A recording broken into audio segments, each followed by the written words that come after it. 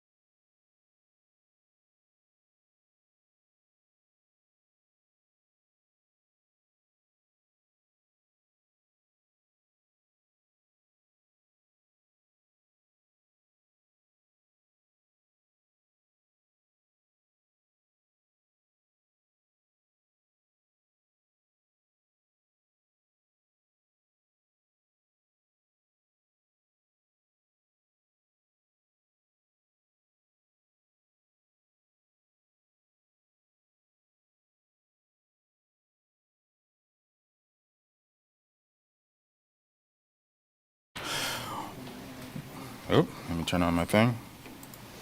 We have returned from executive session and have nothing to report. Looks like we have another executive session.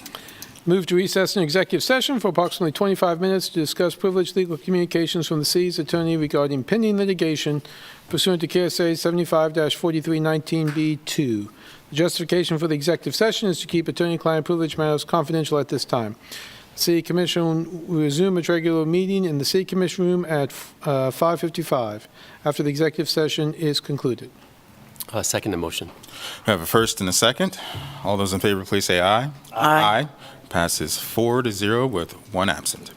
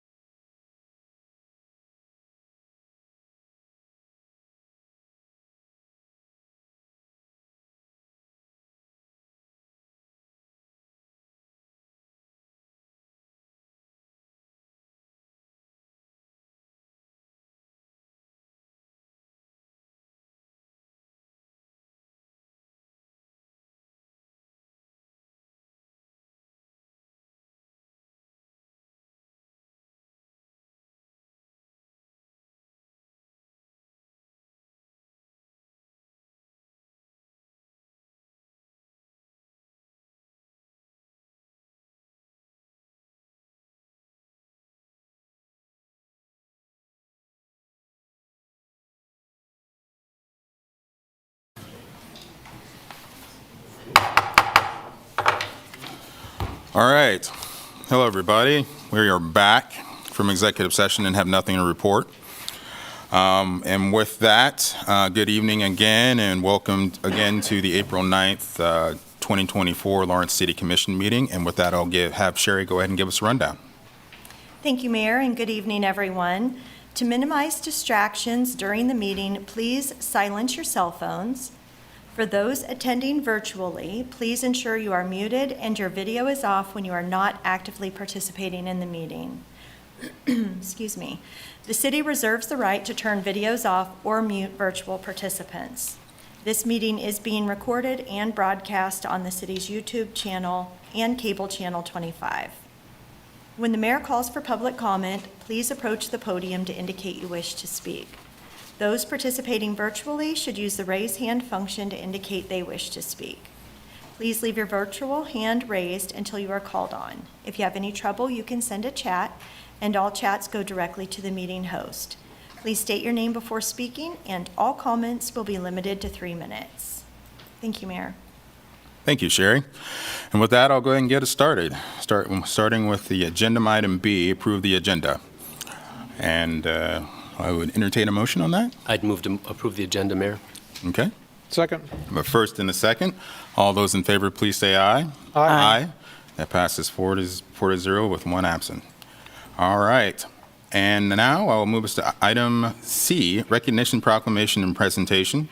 Looks like our first one is recognition of Son Venezuela and Kefel Aki and Luis Guillen, and I think that is it. Do we have anybody else? Oh, Mike.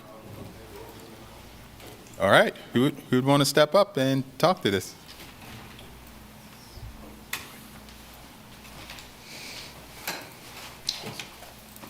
Do you read it first or I speak first?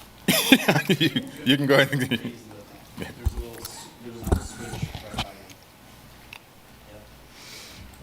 you. Fancy. Tall guy podium.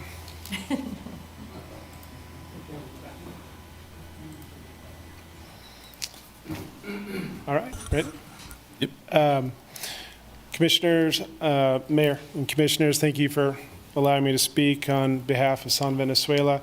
I've been booking music in this town for 24 years. I've been a downtown Lawrence music venue owner for 22 years. And this band has been around for 30 years. The proclamation you're about to read states that they have been operating continuously, which is amazing. Some bands don't make it out of their garage or do one show or one tour. I've been a part of better part of Son Venezuela's career. Son Venezuela is salsa, merengue, cumbia, tamborera, murga, calypso, Afro-Cuban, Latin music. Their music, when they play our venues, you want the front doors open, you want the windows open, you want people to hear it. It is very happy music. They're a 9-piece band. Sometimes we have special guests. They are my sound engineer's worst nightmare, but they are our seasoned sound engineers masterclass. They are professionals on stage. The recognition by the Kansas Music Hall of Fame, April 20th, is a long time coming and well-deserved. Certainly a less official or recognized version of that would be the Lawrence Music Hall of Fame. They certainly are royalty when it comes to a band in Lawrence, Kansas. The work that the city is doing currently in regards to the Lawrence Music Census, support of the Lawrence Music Alliance, will certainly offer the opportunity for equity and ensure access for bands like Son Venezuela here in the future. So I want to commend the city on their work there. To celebrate Son Venezuela, Saturday, June 29th will be their first Lawrence show after their Hall of Fame induction. We're going to do a free show in downtown Lawrence. It'll be announced publicly tomorrow, but that's your sneak peek today. Thank you for letting me speak on behalf of Son Venezuela. Thank you, Mike. All right. Go ahead.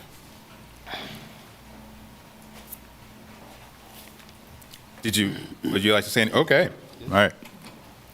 Whereas the Lawrence Original Son Venezuela has been performing live Latin music continuously for the last 30 years, therefore becoming one of the longest tenured musical bands in Lawrence, and whereas Son Venezuela has been contributing to the Lawrence music scene and its multicultural makeup as a city, as well as the rest of the Midwest region, and whereas Son Venezuela, as of 2024, is becoming a member of the Kansas Music Hall of Fame. Now, therefore, I, Bart Littlejohn, Mayor of the City of Lawrence, Kansas, along with my fellow commissioners, hereby extend our sincerest congratulations to Son Venezuela for their contribution to the city's diversity and vibrant music scene, as well as their 30th anniversary and their induction as members of the Kansas Music Hall of Fame.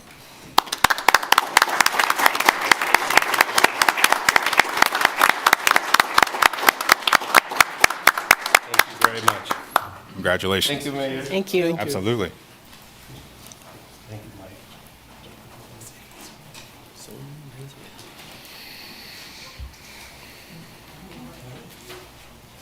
I was hoping we'd get a therapy animal. I was hoping we'd see a therapy animal. I was hoping they'd play a little music. Oh, even better.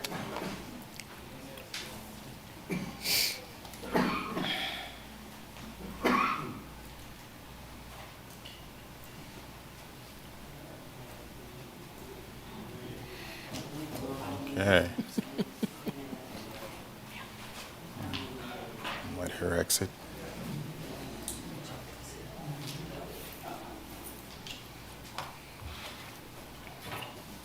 Okay, I'll get us on to the next proclamation. Proclaim April 30th, 2024 as National Therapy Animal Day.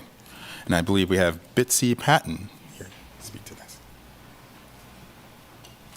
Do you read the proclamation, or do I, or how does that work? I'll read the proclamation. If you want to say anything beforehand. Okay. Yeah, my name is Bitsy Patton. I've lived in Lawrence for over 40 years, and I've been training therapy dogs, my own personal dogs, to be therapy animals since 1997. I want to thank you for the proclamation. Therapy animals are such important members of our community. They are not service dogs, service animals. They are visiting animals. They are comfort animals. Over the years, I've taken my dogs to nursing homes, assisted living homes, schools, hospitals, Girl Scout troops, cancer fundraisers. They're very versatile animals, and they can go just about anywhere and make people happy, and that's the whole point. Depressed people smile when they see a dog, especially, but you could have a therapy cat. People who rarely talk all of a sudden start talking. They want to know about your dog. Where'd you get it? How old is it? People in pain, especially in hospitals, when they see a dog, they forget about their pain, even if it's just for a little while. So they have an enormous impact on the public, and we really need more therapy animal teams. The demand is greater than the supply, so I would urge anybody who has an animal and loves it and thinks it would be suitable to be a visiting, comforting type of creature. There's a national organization called Pet Partners, and they evaluate and screen and test, and when you get certified, you can go lots of places. Lawrence Memorial Hospital only accepts Pet Partner dogs. There are other organizations, but Pet Partners is kind of the gold standard. So that's where you would want to go online if you're interested in becoming a team. It really is the most exciting thing that I do. I wanted to have my dog Jesse here tonight, but unfortunately on Sunday he tore his ACL, and so he's out for the season. But he does have a business card, and so I brought a bunch of them that some staff member can distribute. He's very handsome, and it tells you all about him on the back. So who do I give these? Sure.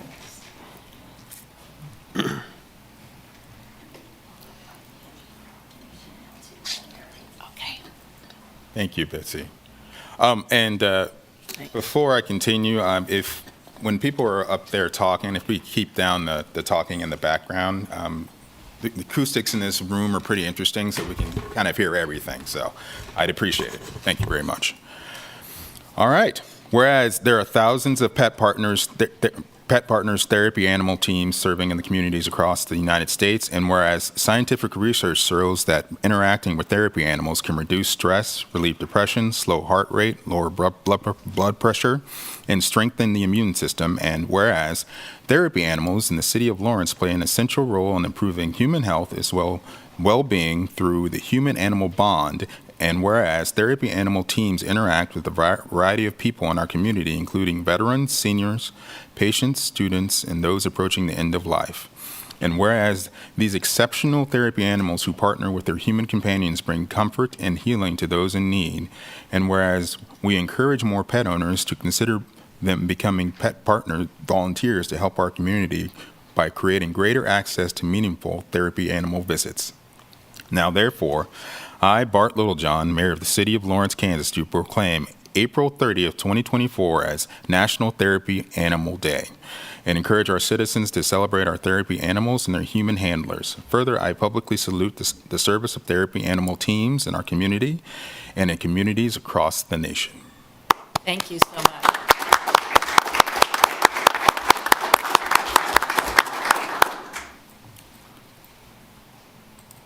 Okay, and I believe the last one is proclaim the month of April 2024 as Fair Housing Month, and I believe Mariel Ferrero will be speaking on that. Get this down here. Good evening, commissioners. I'm honored to accept this proclamation on behalf of our community. My name is Mariel Ferredo, longtime resident and advocate for affordable housing and solutions to ending homelessness. This year feels particularly important to highlight the efforts surrounding fair, safe, and affordable housing. Our community and country have been facing an ever-increasing urgency around the need for affordable housing and ensuring that all people have access no matter the identities they hold. As a community in Lawrence, we pride ourselves in celebrating all people, and I know we work very hard to create spaces of equity where everyone can work toward their own vision of a thriving future. I see these values highlighted every day in the ways I've witnessed folks come together to take care of each other. But right now, we're in a moment where a huge shift of political and personal will are essential. Now more than ever, we need to highlight the need for more affordable, accessible, and sustainable housing. We need to work not only to ensure those who do not have resources and access to housing get them, but they are provided these resources in a space that centers equity, looks back at our history and resolves to do better, and provides not only access to housing, but supports the idea that housing is a human right. We know the solution to homelessness. It's housing. But we must go beyond the lip service of proclamation and move into action. And I'm proud to say we're already starting to see that shift. Thanks to the tireless work of community stakeholders in the creation of our strategic plan, A Place for Everyone, the continued advocacy of folks experiencing homelessness, and the countless mutual aid projects in our community that often fill the gaps, we're starting to see a shift in attitude around housing for all. I'm grateful especially for our city staff, especially Leah Roslin, who constantly advocate for affordable housing development and policy, the construction of permanent supportive housing from our Burton Ash team, the countless affordable housing projects from our friends at Tenants to Homeowners, the expansion of Clinton Place from the Lawrence Douglas County Housing Authority for our aging in place population, and the creation of a restorative housing group led by our Habitat for Humanity ED, Erica Zimmerman, to look at equitable housing options and home ownership for Black residents. We're doing it. We're already seeing the tide turn towards more housing for more people, and we cannot stop. A Place for Everyone has proposed a rather large budget to continue building the housing models and services we need through a lens of equity and inclusion. And I'm very proud to be one of the leads on that project. It is our moment to put a down payment on our future, to ensure we have the resources to build more in the most appropriate places with affordability and fairness as top priorities, to center our budget and funding practices around the solution we know to be true: more housing. My vision for the future is one that is thriving, that allows people from all backgrounds to have access to what they need. When we center equity, we embed opportunity. Let's continue to expand on the rights granted by fair housing. Let's be creative. Let's be firm on our path toward providing housing for all. Thank you. Thank you. All right. Whereas April 2024 marks the 56th anniversary of the passage of the Fair Housing Act, which provides in Lawrence equal opportunity for residents in the sale, rental, and financing of housing and prohibits discrimination on the basis of race, age, marital status, disability, familial status, color, religion, sex, or national origin, sexual orientation, or gender identity. And whereas the City of Lawrence supports efforts to eliminate discrimination in housing by working to educate all of its citizens on fair housing rights and responsibilities, and through the enforcement of fair housing laws, including Chapter 10 of the Code of the City of Lawrence, and whereas it is the mission of the City of Lawrence to create a community where all enjoy life, feel at home, and utilize effective strategies with a commitment to equity and inclusion in all aspects of daily life for all citizens. And whereas the City of Lawrence Human Relations Commission has been in existence for over 60 years and continues its goal to embrace inclusion, promote goodwill, and collaboration across the spectrum of all the people of Lawrence. And whereas the month of April is officially set aside as Fair Housing Month throughout this nation. Now, therefore, I, Bart Littlejohn, Mayor of the City of Lawrence, Kansas, in conjunction with the annual national commemoration, do hereby proclaim the month of April 2024 to be Fair Housing Month in Lawrence, and ask the people of Lawrence to join me in reaffirming our obligation to fair and equal housing for every person who resides or wishes to reside in our city. Thank you.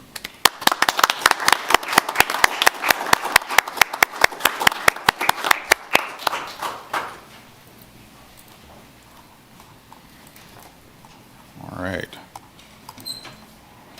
And I'll move us on to item D, general public comment. The public is allowed to speak on issues that are items that are not scheduled for discussion on the agenda. Comments should be limited to issues and items germane to the business of the governing body. The commission will not discuss or debate these items, nor will the commission make decisions on items presented during this time.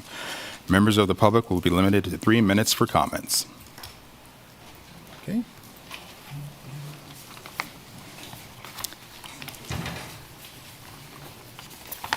Hi, my name is Sue Herring.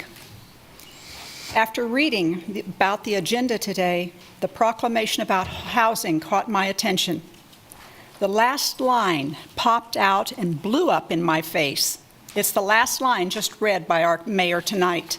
Here it is, quote, "Do hereby proclaim the month of April 2024 to be Fair Housing Month in Lawrence." And ask the people of Lawrence to join me in reaffirming our obligation to fair and equal housing for every person who resides or wishes to reside in our city, end quote. Chapter 10 in our city codes is a statute that provides protections against unlawful discrimination in housing. Nowhere in that code is any obligation to fair and equal housing. So have I stumbled onto why so many cities have sent us their homeless? Has this body's extrapolation from Chapter 10, visible in those 2 lines, brought headaches and expenses and degradation, the likes of which we've never seen? Who in their right mind thinks fair and equal housing is a city obligation for anyone who resides here or wishes to reside here? If it is, get busy bulldozing some neighborhoods. Build some Fall Creeks for all of us. Define fair and equal housing. Put your money where your mouth is. Chapter 10 in the code provides protection from discrimination. It has no obligation to house anyone fairly or unfairly. That's your overreach. All of you are accountable for what has happened to Lawrence's streets, neighborhoods, downtown, all of it. You are unrealistic and wrong in all you do here. I've asked you and I've demanded more than once that all of you resign and take your staff with you. Get out now and take your pie-in-the-sky ideas with you. Thank you.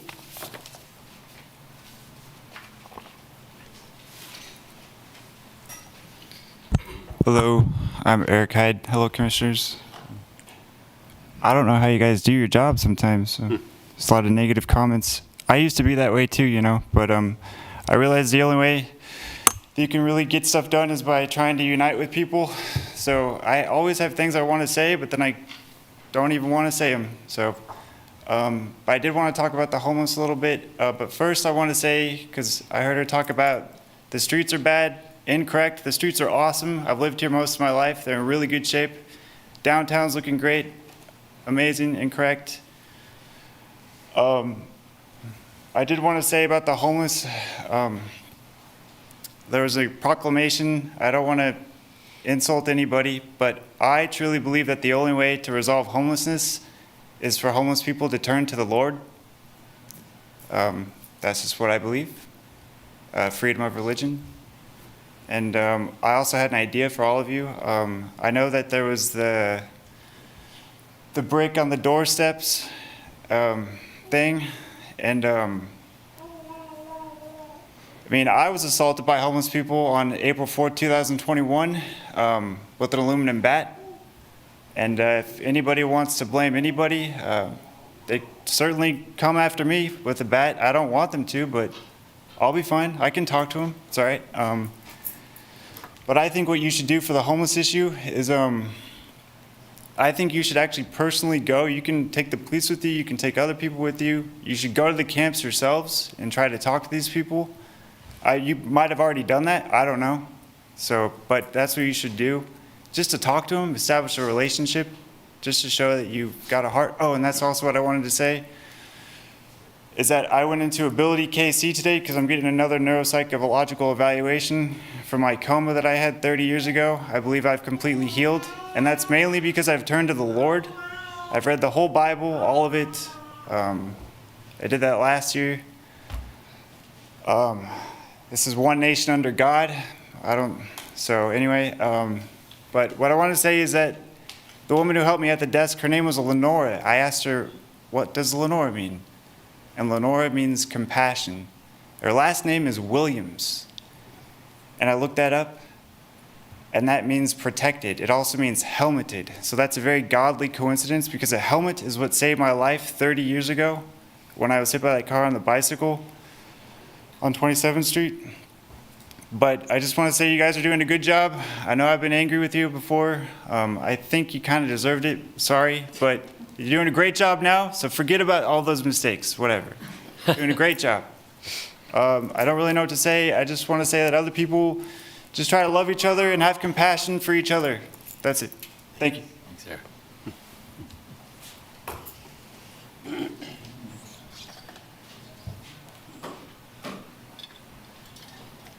Hello, City Commissioners. My name's Hillary Carter. I'm joined here by my daughter Wilhelmina Carter tonight as well. item.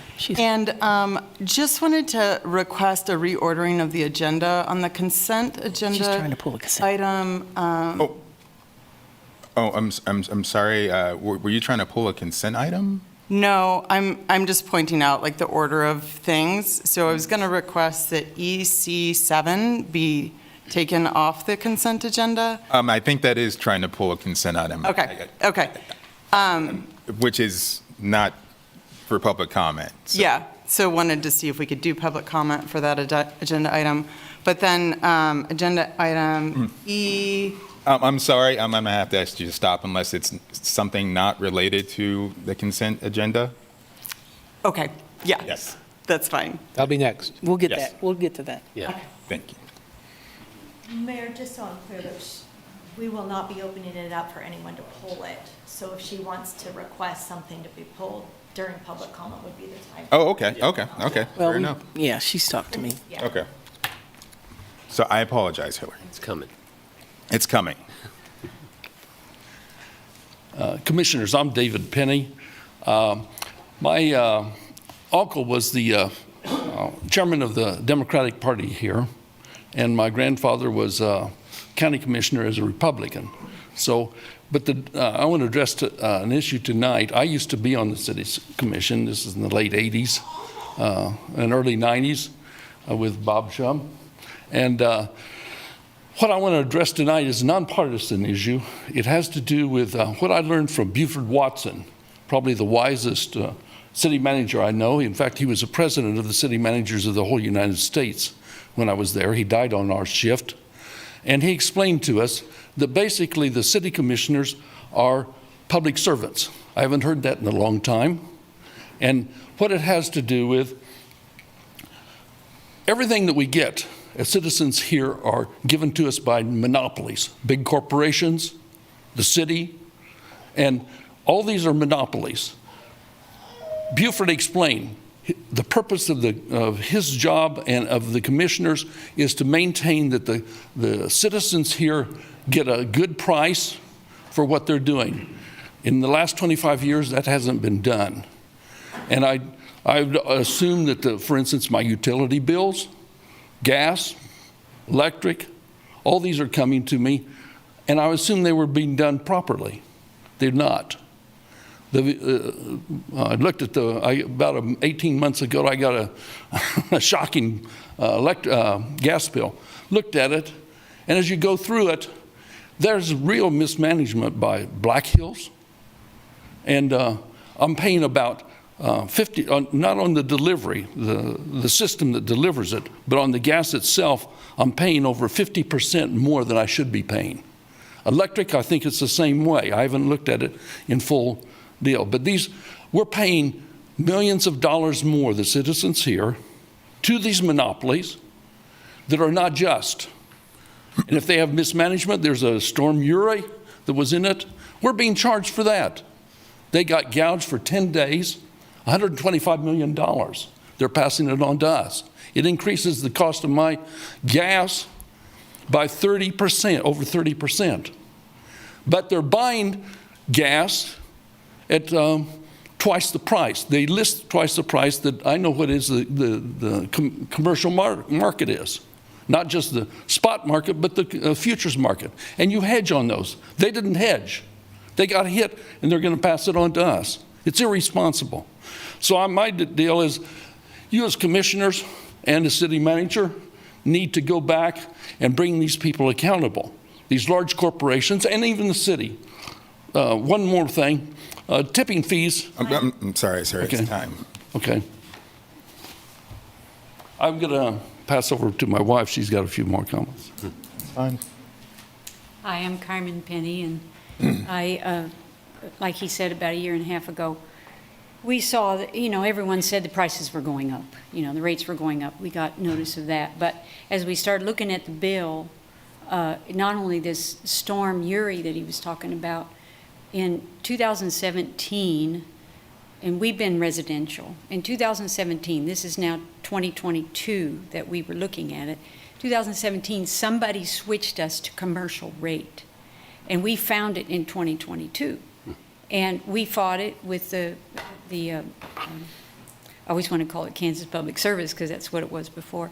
But we fought it, and they finally got us back to residential. We had to prove we're residential. We pay real estate taxes residential. We're not commercial. And that was one of the problems that led us to looking at the bill and seeing all the extra charges that are on there. But they're really out of control because they're monopolies. And so I understand from David that the city has a responsibility to visit these monopolies and make sure they're giving accurate price for the utilities. And that's why we're here. And appreciate your consideration. Thanks. Mm-hmm.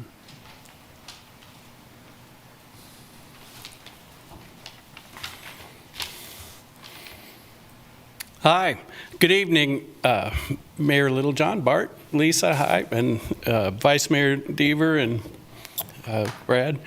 My name's Phil Collison, and I am here representing both the Lawrence Association of Neighborhoods and the East Lawrence Neighborhood Association. I am commenting on upcoming budget discussions. ELNA supports the land initiative for increased funding for code enforcement and rental regulations. LAN has had much discussion on how the city manages code enforcement and rental regulation over the years. We believe that we have a lot of good ordinances on the books, but that enforcement of those ordinances could be strengthened. Lack of code enforcement has caused a decline in the quality of housing in our older neighborhoods. My neighbor died in a house fire in a rental property just as the new rental registrations were going into effect. A more effective system could have saved his life. We know that the city budget is complex and everybody wants a larger budget. We believe that enhanced code enforcement will both improve our older neighborhoods and save money in the long run. It will contribute in a strong manner towards strong, welcoming neighborhoods. We plan on being active participants in this year's budget process to make that possible. Thank you for your consideration.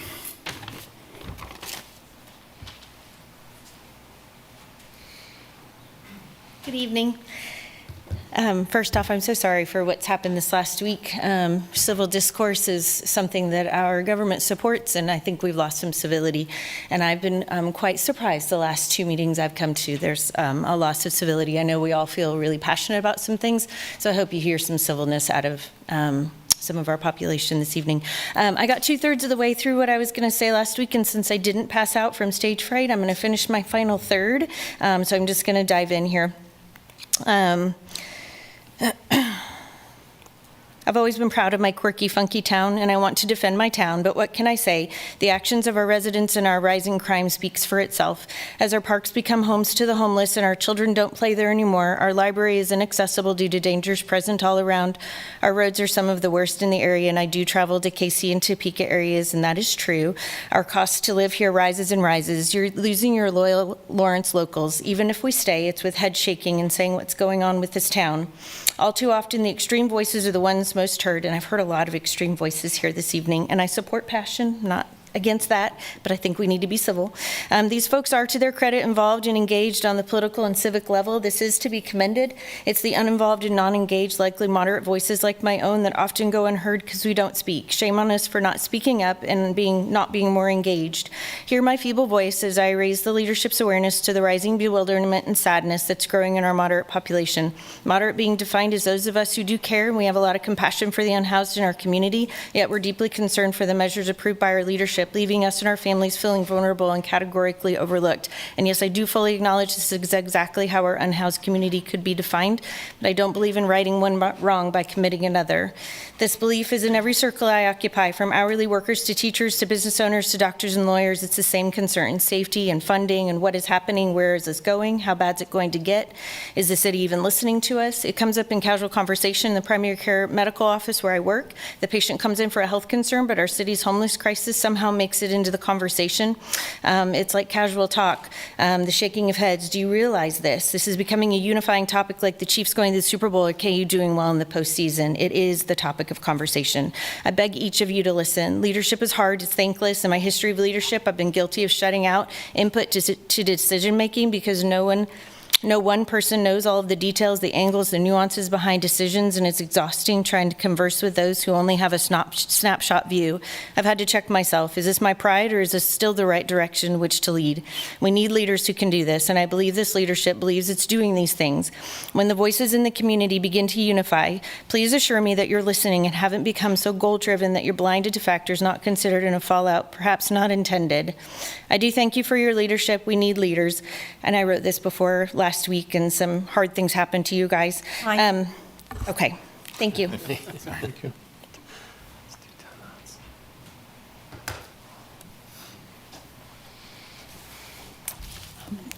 Good evening, Commissioners. My name is Sarah Hill-Nelson, and I operate the hydropower project on the Kansas River. And I'm here tonight representing Lawrence Cares. And due to the location of our project in the river corridor, our staff interacts regularly with people that are experiencing homelessness.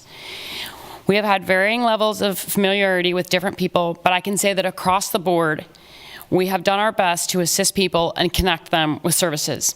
I got involved in Lawrence Cares because in our staff's effort to connect people to the assistance they need, we could see the challenges from their perspectives. I have regularly found myself advising people to access services from different agencies in locations scattered across Lawrence, a hurdle which often seems insurmountable. I would like to clarify for commissioners and the community the goals of Lawrence Cares, because I hope you will find that our goals are shared. Lawrence Cares has a goal of ensuring that there are safe places for people in Douglas County to stay and access services.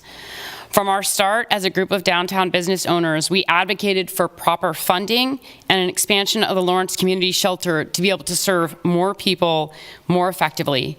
In our communications with the community, commissioners, and city staff, we have asked that LCS become a hub of services for people so that they could go to a single location to access meals, connections to the many support services available in the county, from Douglas County Housing Authority to Burt Nash to DECA, Heartland Health, and others. And ultimately, basic medical care to ensure that health issues can be addressed when they're not an emergency. Expanding the functionality of the shelter will require funding, not only for the services, but equally importantly for staff salaries. Lawrence Cares has grown from a group of downtown business owners into a group of diverse individuals from across Lawrence and Douglas County, all of whom have a commitment to ensuring safe spaces for individuals experiencing homelessness so that they may access services and put themselves on a trajectory to self-sufficiency. With these goals in mind, Lawrence Cares supports the city's efforts to transition individuals from encampments without water, electricity, or sanitary facilities to safe locations with access to services. We appreciate the efforts the city is making, and we applaud everything that the city is doing to try to create safe locations for unhoused people across the community. Thank you.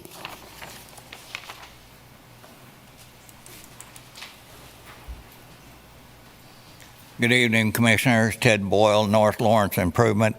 I'd just like to see and make it clear that last night at our neighborhood meeting of about 50 people, we talked about this stormwater situation that the solar project is going to create. And I'd like to say that Evergy, not Evergy, but ICL out there was at the meeting making their yearly presentation. And after reading the article in the Journal World Sunday and the presentation that was made last night by myself, that they have signed on with North Lawrence Improvement in North Lawrence and agree that this project is going to create severe flooding in North Lawrence, and are standing with the North Lawrence Improvement Association and North Lawrence residents, as other businesses are in North Lawrence. And so I'd like to read you part of an article that's going to be in the Journal World tomorrow. It says, it's unclear whether the Lawrence City Hall officials are interested in weighing in on the project. Lawrence Mayor Bart Littlejohn told the Journal World on Tuesday that now is not the right time for the city to make comments about the solar project. I don't think we are at that part of the process yet, Littlejohn said. I think now is still in the county court. For one thing, Littlejohn said the city hasn't been given enough information about the project to offer high-quality comments regarding the potential impact to the city. They haven't reached out to us, and we haven't had the exchange of information in the formal way, Littlejohn said of the county. For the county parts, officials are reviewing the project and said it hasn't been necessary to reach out to city officials because they are confident that the project is going to be designed in a way to capture the stormwater, for additional amounts of stormwater won't be flowing through North Lawrence. That is the case, then the city infrastructure won't be under a new or additional strain. But residents of North Lawrence say that only works if the county accurately predicts how much stormwater runoff the solar project will produce. North Lawrence leaders have been critical of the county's decision not use the stormwater computer program recommended by the U.S. Department of Energy to calculate such solar project impacts. Now, some of you, I've gave a packet with this information on it, and I've also given it to some businesses in North Lawrence. And as in 1993, we flooded in North Lawrence from stormwater, not from the river. There's no way for the stormwater to get out of the levee, out of the bowl. Time. Ted, it is time. So get input on this and get involved with the county. And read the information.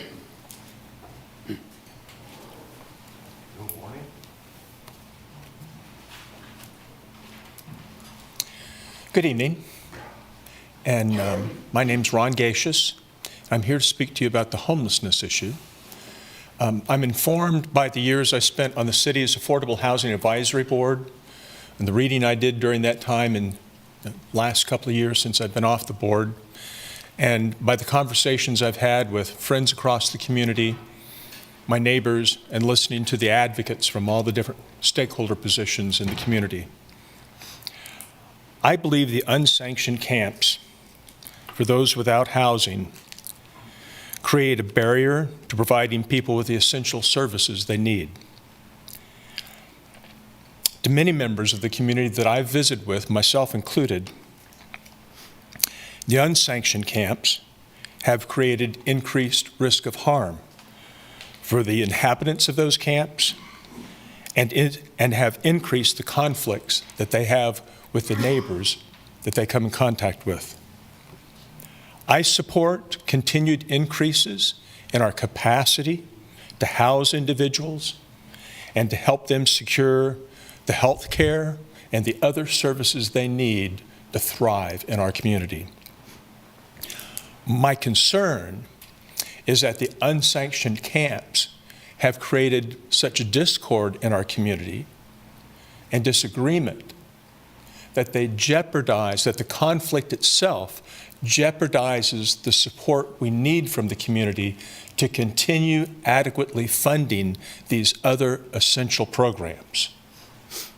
The expansion of the healthcare facilities that folks need, the mental health facilities, the availability of housing, and the wraparound services that we've been providing with that. If our community shelter and our pallet community are insufficient to address our homeless needs, and I suspect they will be, I urge the city to authorize a new sanctioned camp in a location that creates fewer conflicts with the community rather than allowing people to continue to live in the unsanctioned camps, which I think jeopardize their health and also jeopardize the support of the community for the other expansive programs that we need. Thank you very much.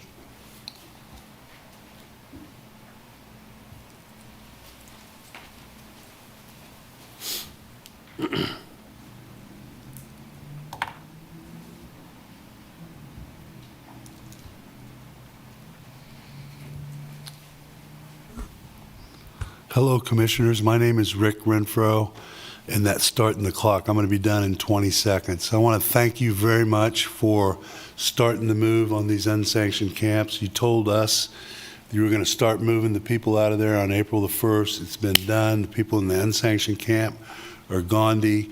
Now we're working on the 8 or 10 other campers that are back there. You've said by April 15th that they're going to be cleaned out of there, and I'm taking you for your word, and it looks like after talking to the campers that that's what's going to happen.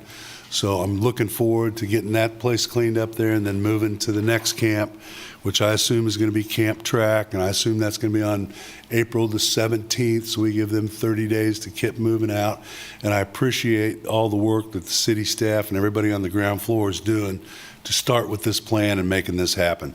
And I couldn't agree with Ron more. Because of the way that we've let this situation get, we're not together as a community. So the quicker we can get this low end part of the thing taken care of, the more support we're going to get throughout the community. Thank you very much. That was a minute. Wow.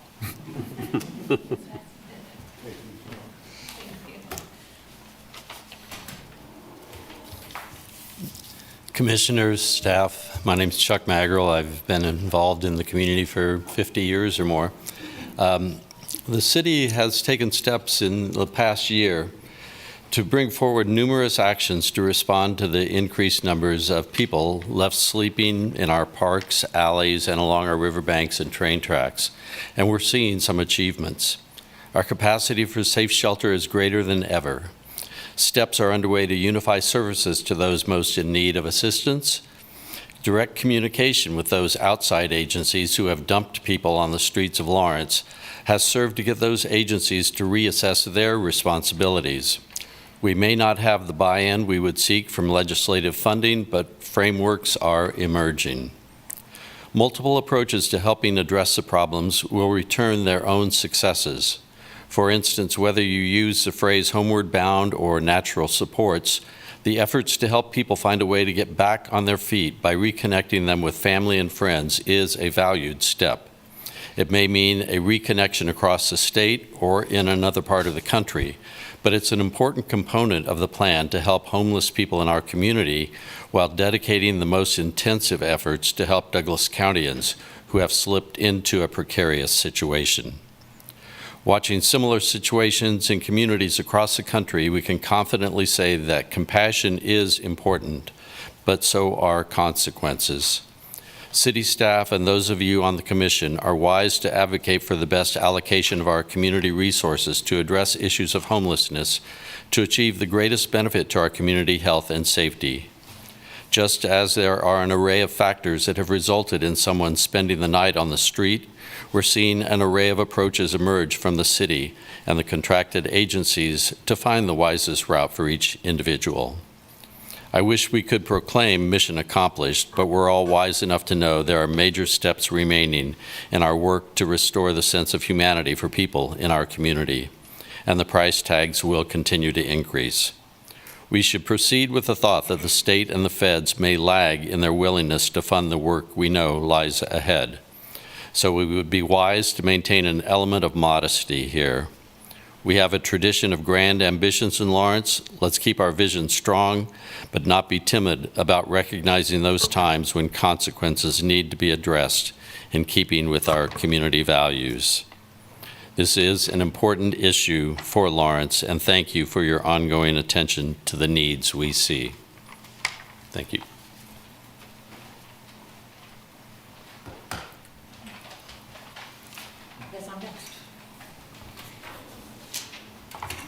Good evening. I'm supposed to sign in, right? I'm Shirley Martin Smith. And I was here a few weeks ago. I have followed this issue with some intensity, and it's because I had the privilege of serving in your seat in the late 80s and early 90s with Mayor Shum and Commissioner Penny. And after I went off the commission, Mayor Dunfield was blessed with this opportunity to address the homeless crisis in Lawrence at that time. So in 2003, I believe it was, he established a homeless commission who spent 5 years talking about this. We made some headway. I was sorry to see that we're back here again, revisiting it, but happy to see the plan that y'all have put in place to really, once and for all, try to accomplish something that's going to take people out of unsafe houses and put them into safe houses, to feed them because they need to have healthy meals, they need to have access to services, both access for mental health, general health, drug addiction, all kinds of things. We've got the best services for that in all of Kansas. We have to use them, we have to be smart, we have to be fair. And so I applaud you on the plan. And as one person said earlier, leadership is hard. It's hard. So don't give up on your plan, just work the plan, and it will all come out better on the other side. Thank you.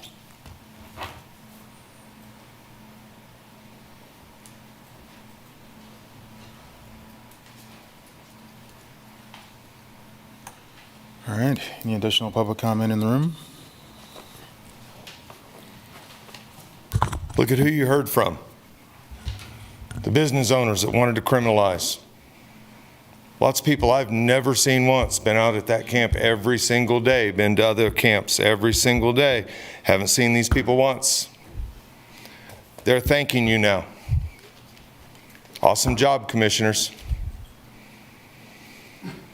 Stepped outside and calmed down about this situation, but you have created a problem for yourselves.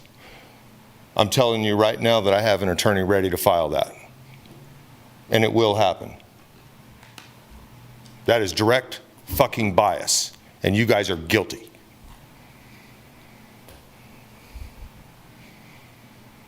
Now I'm going to get back to the homeless situation. A few days ago, you had city staff and others out there having those folks sign a form saying that they understood there was no camping out there allowed. Now here's the problem. The folks that are camping out at that North Lawrence levee right now are actually the only folks in town that are legally camping according to your code. They're the only ones that are actually legal. You haven't made a move on Sandra Shaw. You haven't made a move on Bircham. You didn't make a move on Amtrak first. Those are all technically illegal camps, no? How about it, lawyer? The point is, you guys are opening another can of worms by the way you're going about this, because you're going after the one camp that is technically camping legal. And unless all these people are here tonight to watch you change the ordinance later in a commission item, which I was told wasn't going to happen, you're going to have to change the ordinance before you can do that. And I assure you, make no misunderstanding about this. I will be personally there with several cameras. You screw it up, and it'll be on you.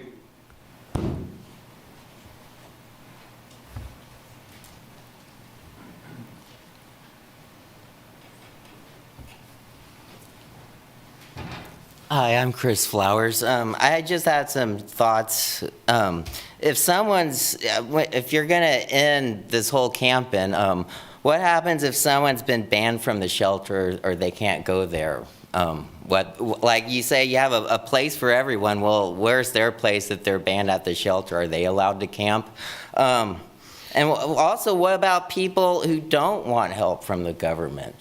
Like, where's their place? So I just want to say I support having a part of town where we sanction camping. I'm not saying how much help we put into that camp, but I think there should be a place for people to camp who don't want to go to the shelter or they've been banned from the shelter. Because if they don't want to go to the shelter, I think at some point they'll just end up getting banned from there if they're going to be pissed off and unhappy. So I just want you to think about that. Also, someone was talking about ordinances.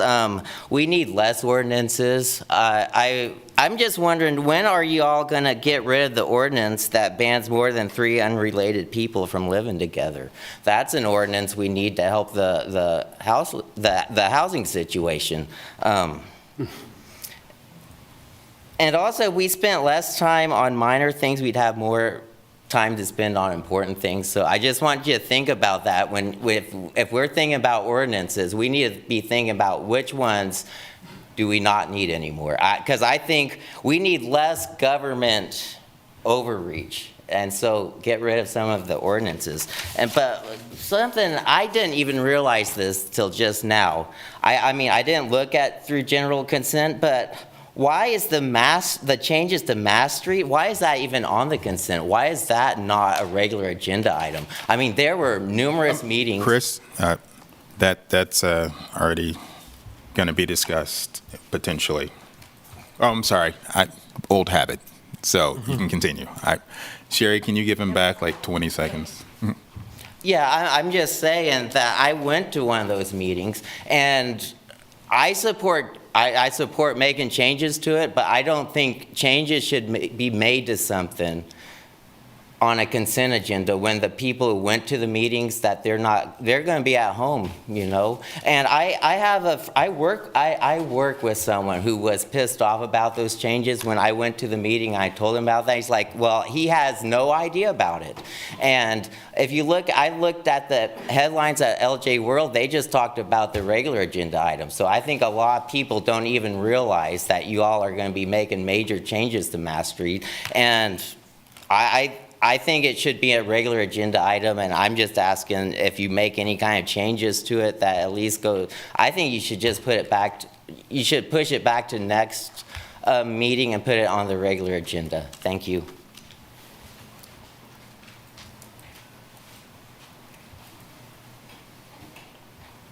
Very quickly, my name is Bob Shum. I was here 2 weeks ago, and I heard the city lay out a plan and a program to help the homeless people. I was very, very impressed when I went home that night. I thought, finally, we have a blueprint for getting ourselves back into good shape with regards to the homeless population. Please stay the course, work your plan. It'll work for all of us. Thank you.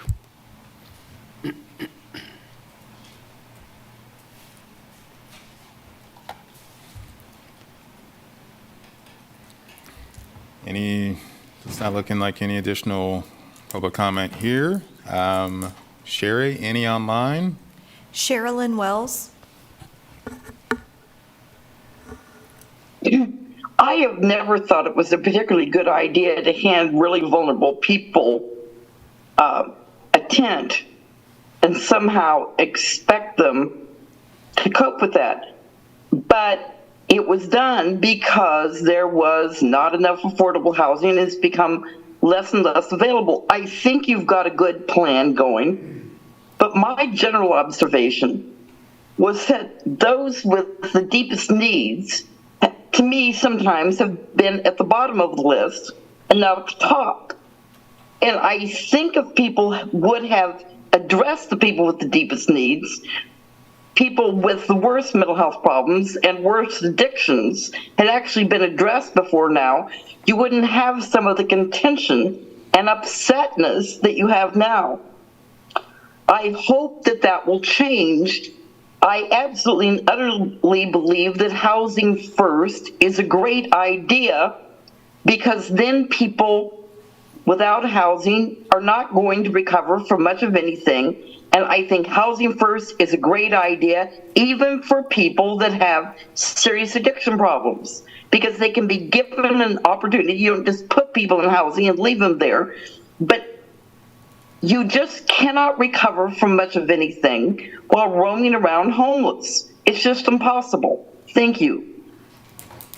Stephen Watts.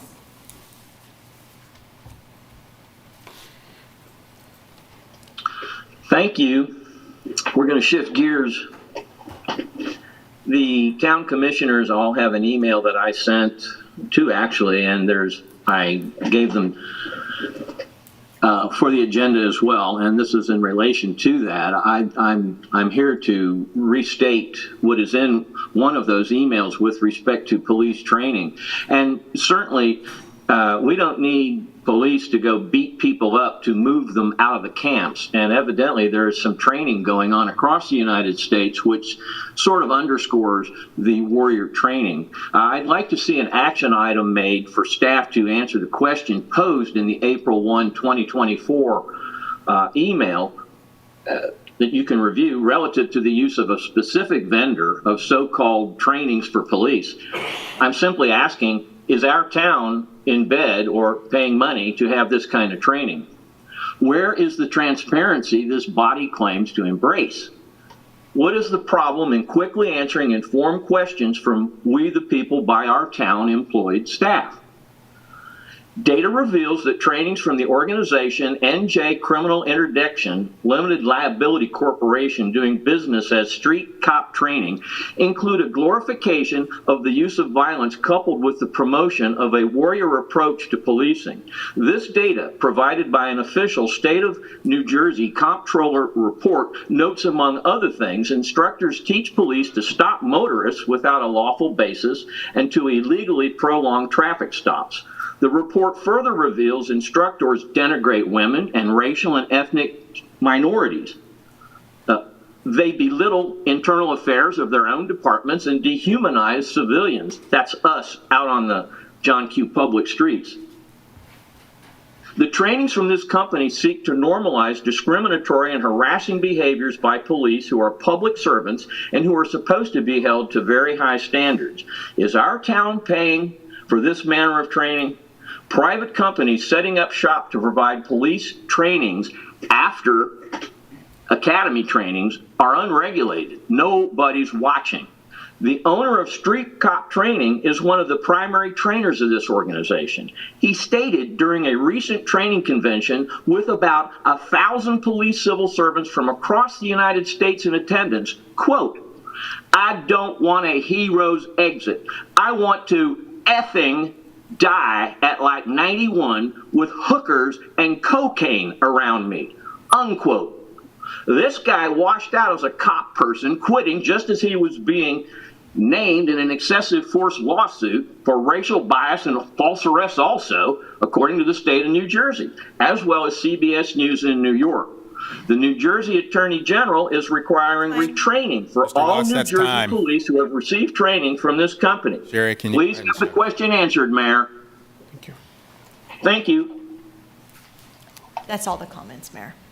Okay. All right, I'll take us to the next item, consent agenda.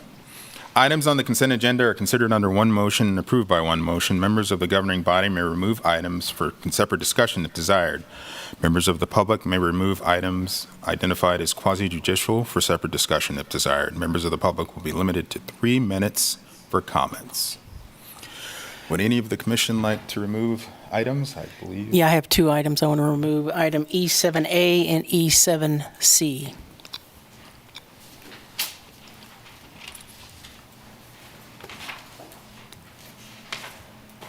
So that's E7A and E7C.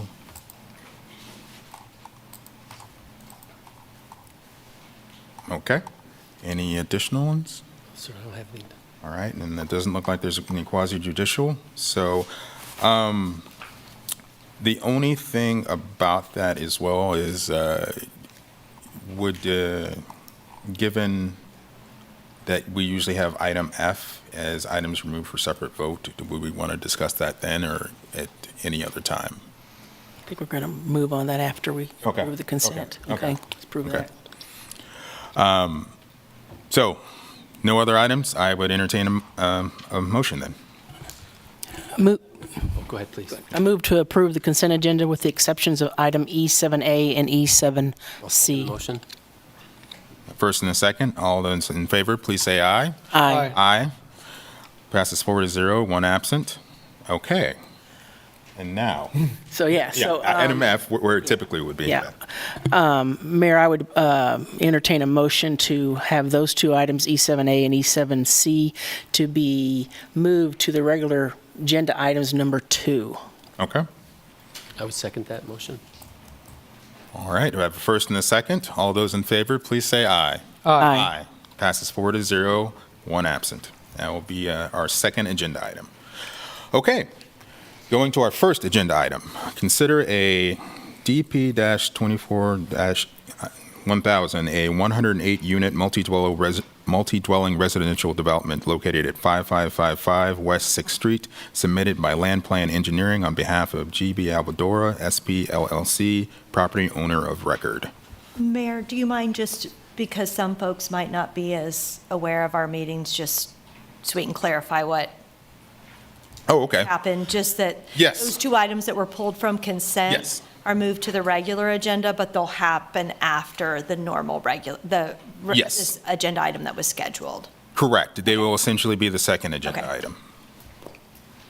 And they're two separate items, so they will be two items. Yes. Thank you. Thank you, Sherry. All right. All right. Good evening, Commissioners. My name is Drew Bilby. I'm a planner with the Planning and Development Services Department.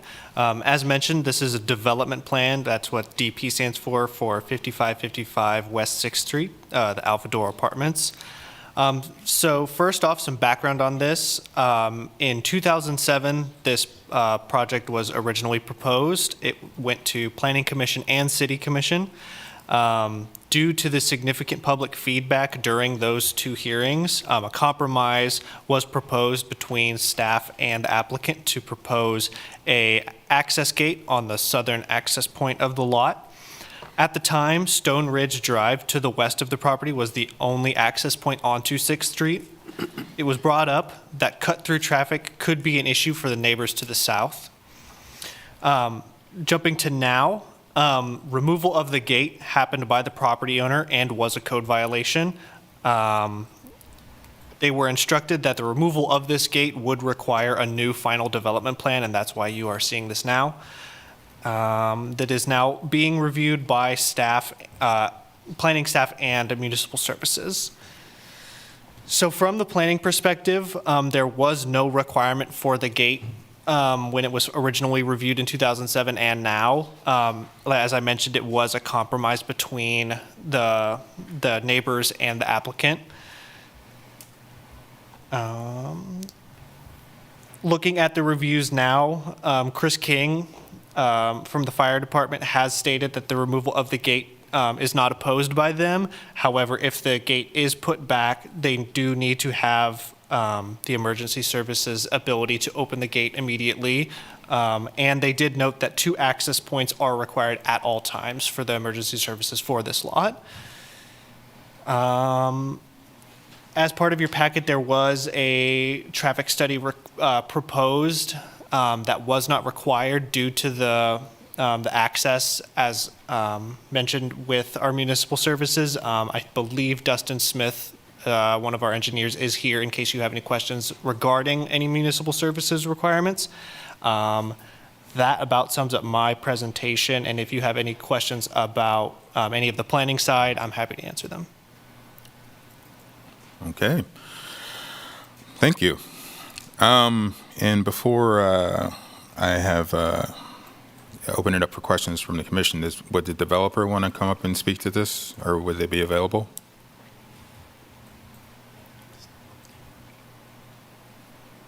Not seeing it. Okay. All right. I will open it up to questions from the commission. I got one question. I noticed in the report you talked about a second access point off of West 6th Street at Branchwood Drive. So that access point, when it was added, that doesn't give a direct route into that apartment complex. You still have to go through the neighborhood in order to get to the apartment complex. Is that right? That's correct. Essentially, from where you would exit the apartment, you would need to go on an east-west street. I'm not sure what the name of that is. Stone Creek, yep. Yeah. And so you go along Stone Creek and then up onto Branchwood to get to 6th Street. Okay. So other than that, the situation there is the same as it was back when it was originally approved, just the one access off of direct access off of Stone Ridge and the gated one off of that neighborhood. Correct? That's correct. Okay. Thank you. And I'm not sure if you can speak to this, but in terms of the gate itself on the property, is there any reason the developer gave for it being in disrepair or, not paying attention to for years or anything? There was none provided in either the pre-application meeting we had with them or during review. It's essentially, it just fell into disrepair. That's all we really know, is whether it was vandalism or just decay over time. We're not sure. Right. Okay. And I did remember seeing there were some comments on that in emails from folks that the gate itself was left open when for a period of time. Was there any measurement done at that time by anybody of the traffic that might have been going through that given that it was an open access point at that time? We don't have any, studies or informations about that. Essentially, what happened was it was reported as a code violation case, that they were in violation of that original development plan. And so the code development team came out there and issued them a violation and then had them put up what is now, it's just like an orange construction fence, because essentially that removal of that gate would require city commission approval. Okay. All right. Yeah, that's all I can think of right at the moment. Okay. Any additional questions? I don't think so. Thank you. All right. That's the case. I will open it up for public comment.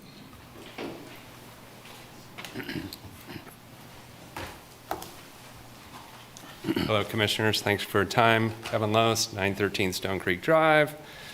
I was here 17 years ago when this all happened, so some of you know that well. And it was a compromise. This was part of the code of trying to do mixed densities within the neighborhood, so we had several discussions, altered duplexes behind us to kind of retirement ranchers, worked with the property owner to do 3 stories to 2 stories on the apartment complex, and then the secondary access into the neighborhood. Because I think when the city was intended on doing the mixed density, it wasn't under the sacrifice of pushing dense populations into residential neighborhoods. I don't think that was ever the intent.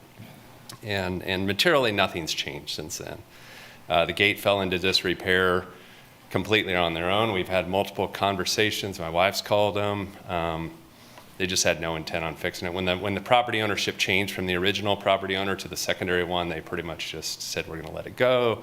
The pneumatic cylinders, I think, had failed. I don't know why. It doesn't operate except under an emergency condition. I don't recall there ever being an emergency condition there. But anyway, fell into disrepair. And then the cut-through traffic, the original concern was that they'd cut down Stone Creek to Harvard to Wakarusa. To be honest, now that you've had the second access point at Branchwood, everybody on the east side of that complex will use that to cut through the neighborhood to get to 6th Street instead of going to George Wayne or Stone Ridge up to 6th Street. So you're actually pushing cut through to the south to Harvard and Wakarusa, and then also to the east over to Branchwood. So pushing that residential or that apartment complex in there to 2 locations. So I actually think it'll make it worse to provide access there. We've been in communication. I reached out to Trenny. I mean, that was the one that I actually, and through your guys' help, that's how we got it enforced, because the property owner was taking no responsibility for repairing that gate. Eventually she came out, they got the construction fence up. It's been great. When it was down for the couple months, there was definitely more traffic. My wife actually got hit by a car there, her vehicle with another vehicle, just because there's a lot of just population going in and out of there, different speeds and whatnot. Normal stuff. Anything else? It's probably about it. Nothing's changed. 17 years later, I didn't anticipate we'd be back here talking about this again. And I think it's kind of a sign when the developer doesn't even show up. So just my personal opinion. Thanks. Hi there. I'm Eve Lose. That's my husband, so I'll try not to duplicate. Thank you so much for your time. As I said, we live on Stone Creek Drive. I will tell you, I'm a mom, I'm a teacher. My first thing is to usually count the kids on the block. We have, when this happened, we were the ones booking babysitters because we have pets, we have kids, and we just didn't want that level of traffic. So we met in good faith with the developer. We had meetings in the homes, we had meetings all over because we wanted to do this in a nice way because we understand 6th Street, typically you have higher density. With doing that, we just wanted to make sure that this was a safe place for kids. Within our half block, there's consistently been over 20 children, younger children that live in that half block. And as it's turned over, it's continued to grow. And the other neighbors that will speak have much younger kids. Mine are grown now, but still, I don't necessarily want to have that, because one of the things my husband brought up as well is we get a lot of pet traffic from our own, but actually from the apartments, from the retirement community at the top. We have people walking pets all the time, and that traffic picked up. We all noticed and went to look for the gate because we were like, what on earth is going on? And in good faith, that was one of the primary requests we had is, we get it. You want higher density on those main streets. That makes sense. Most homes don't want to be right up against 6th Street. So we understood. We just said, An emergency access gate is what we want, so we don't have people that are going rapidly up and down that street with the children, with the pets. And so all along, we're happy to have people walking their dogs, hanging out, taking walks, and that's what we get a lot of, and it's a really good community. It's the car traffic we don't want. And as my husband mentioned, when that gate fell into disrepair, yes, it was the hydraulics, and the thing is, the blight that they mentioned in their proposal was their own doing. They didn't repair their gate. And then after a while, when we said, you probably need to repair those hydraulics so that the emergency people can get through, they actually put a chain on and a padlock and said that the fire station had access to that. And I thought, well, that doesn't even make any sense. And I guess you can cut the bolts, but in an emergency, that is the one thing they're required to do. They collect a lot of rent, maintain your emergency gate. And we actually checked. It takes 45 seconds to get from the farthest spot to that exit that they currently use without using the other. I went from my car from the gate they want open up to the new, where you're going to have Queens Road connecting, where we're going to have a lot of traffic, because I think you possibly are going to be looking at approving something to add density up there even more. That takes 35 seconds, and that's not even from coming in the parking lot. We're looking at 6 of one, half dozen of the other. We've never had an issue with people getting out of that lot. So we just ask that what we negotiated in good faith all those years ago, that the commission continue to do what was honored then when we all met so nicely together. And we would appreciate that to protect the safety of the kids and the pets and just people in general that take, a nice walk up and down there. The traffic increased dramatically. Thank you so much for your time.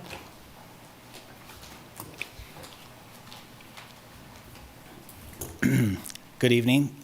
My name is Tyler Cummins, and I represent my wife Dana, my daughters Claire, who is 12, and Caroline, who is 7. We live at 901 Stone Creek Drive, which is Lot 1 of the Fox Chase development, and that is the closest residential property to the gate that we are all talking about tonight. I, along with my neighbors, are gathering here to express our opposition to the planning staff's recommendation for this revised approval. I will do my best to not duplicate some of the points that have already been made tonight. Last week, you should have all received a letter from me via email. It's a 2-page letter in which I hope you had time to review that highlights the points that are of greatest concern to me. I will highlight a couple of those tonight that haven't been mentioned. First, I want to make it known that as myself and the few neighbors that were notified of this revised development plan, as we canvassed the neighborhood, we quickly realized that we don't believe that all of the households were properly notified that would be affected if this change were to be approved. They also deserve a right to share their concerns about safety and the traffic and the assessment that I will talk about here shortly. One thing I would like to point out was when Griffin Blessings bought the property, I'm sure they had inspections done, and at that time, I believe the gate was also inoperable. I have lived at the residence since August of 2017, and at that time, it has been chained shut and not in compliance with city code. The fact that the gate was only allowed for emergency services was also a key factor when my wife and I decided to move, at the time, our 6-year-old and infant child to that property. Additionally, when reviewing the traffic study that was presented, I don't believe that it takes into account the true traffic flow based on the society that we live in today. And what I mean by that is the FedEx drivers, the Amazon drivers, Uber Eats, Grubhub, Instacart, all of the above.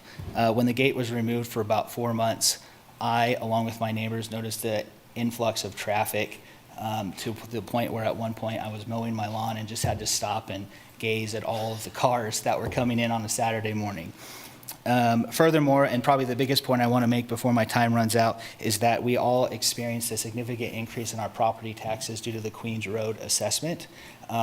The assessment to that, if you look, and I highlighted it in my letter, that it did not include this Alvadora apartment complexes, and I was told that if this gate were removed, that the assessment to us would not be revised to include the Alvadora apartments.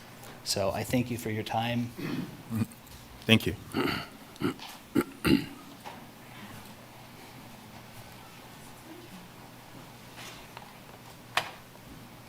Hi, everybody.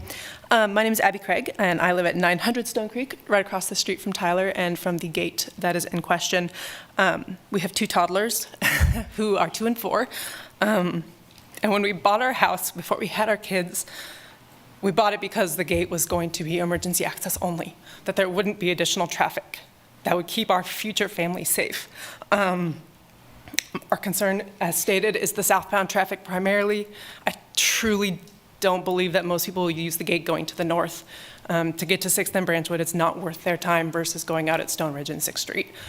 To come to the south, to get to Wakarusa, I mean, that's literally where we live. That's what we do. It is the most efficient path versus going out and around.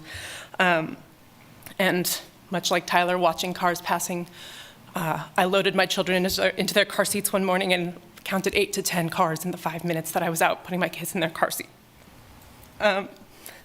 I do think it's disingenuous for the apartment complex to claim that the gate was broken and it was a concern for the safety of their residents, and then reinstall a snow fence that's completely dysfunctional. Like, nobody's getting through there whether they're an emergency vehicle or not. So I just would request that you guys consider our perspective versus a Colorado-based ownership entity who's not even here. Like, that's all. Thank you.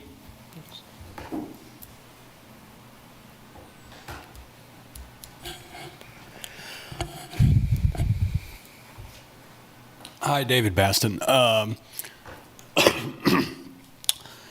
don't know, just hearing what these guys said and knowing about electronics with the gates and so forth.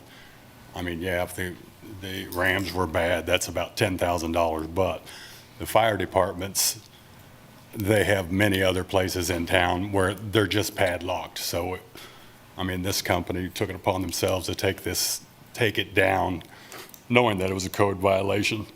I think they probably need a fine and put the gate back up because a padlock is fine for the fire department, I know for a fact. So, thank you much.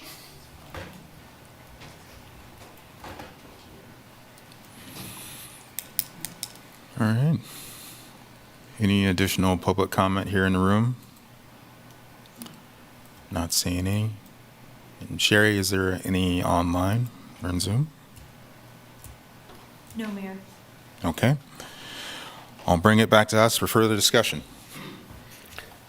I was on the Planning Commission back when this happened in 2007, and I remember Kevin coming, and we did have 2 or 3 meetings on this, and it was a big, it was one of the first apartment complexes that went out there, and I guess I'll keep this short. I supported it back then. There's nothing happened today that changed my mind, so it should stay. Yeah, I would agree, especially considering that it was mysteriously down or, gone, and it took somebody to notify them so they could put up a fence. So it was, yeah. Yeah, I'd agree. Nothing's changed. The only thing that's actually changed is they're in violation of the code of their agreement, which is kind of interesting. So, it needs to stay the same. They need to put that gate back up. Yeah.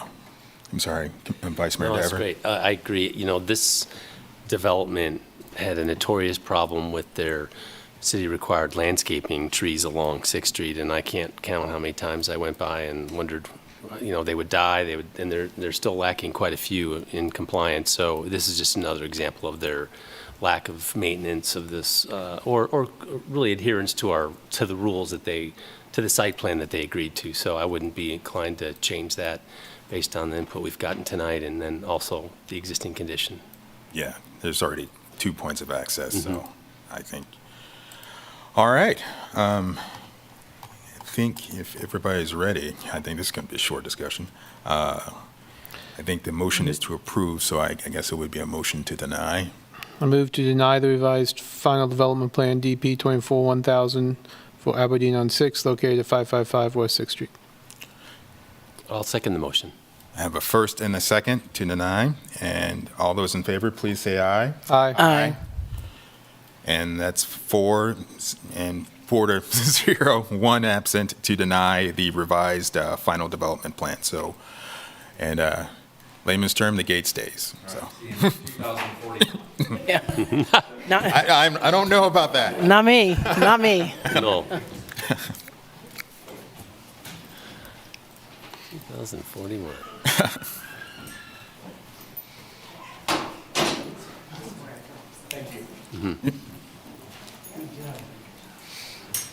I'll give everybody a chance to go ahead and leave the room there.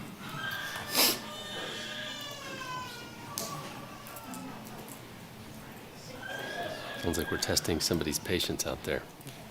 I knew all those people here for this one. So. All right. So we have new agenda item number 2. So that was those items that were pulled, and that was, I believe, E7A and E7C. I'm sorry, C. We'll start with E7C. Okay. Correct, Sherry? That's right. Okay. That's fine with me. All right. Is there anybody here on staff to speak to E7C, I believe it is? Yes, my name is Aaron Parker. I'm a senior project engineer with Municipal Services and Operations. I'm online responding with some assistance from City Engineer Dave Cronin, Deputy MSO Director Mike Wallace, and our consultant for the project, Spencer Osborne with Trek Design Group, is in person. And I'm happy to answer any questions. I hadn't prepared to speak about it, so if there's any, I can speak about the project if you'd like to hear kind of an overview, and then. Okay. Well, I'll open it up to the commissioner that pulled. Yeah, I just actually one of our community members asked me to pull it, and so I did that on her behalf, and so I'm open to a discussion on it or public comment as to what the plan is and what the concerns are. Okay. If there are no other further questions on it, I will open it up to public comment. Doesn't look like it. All right.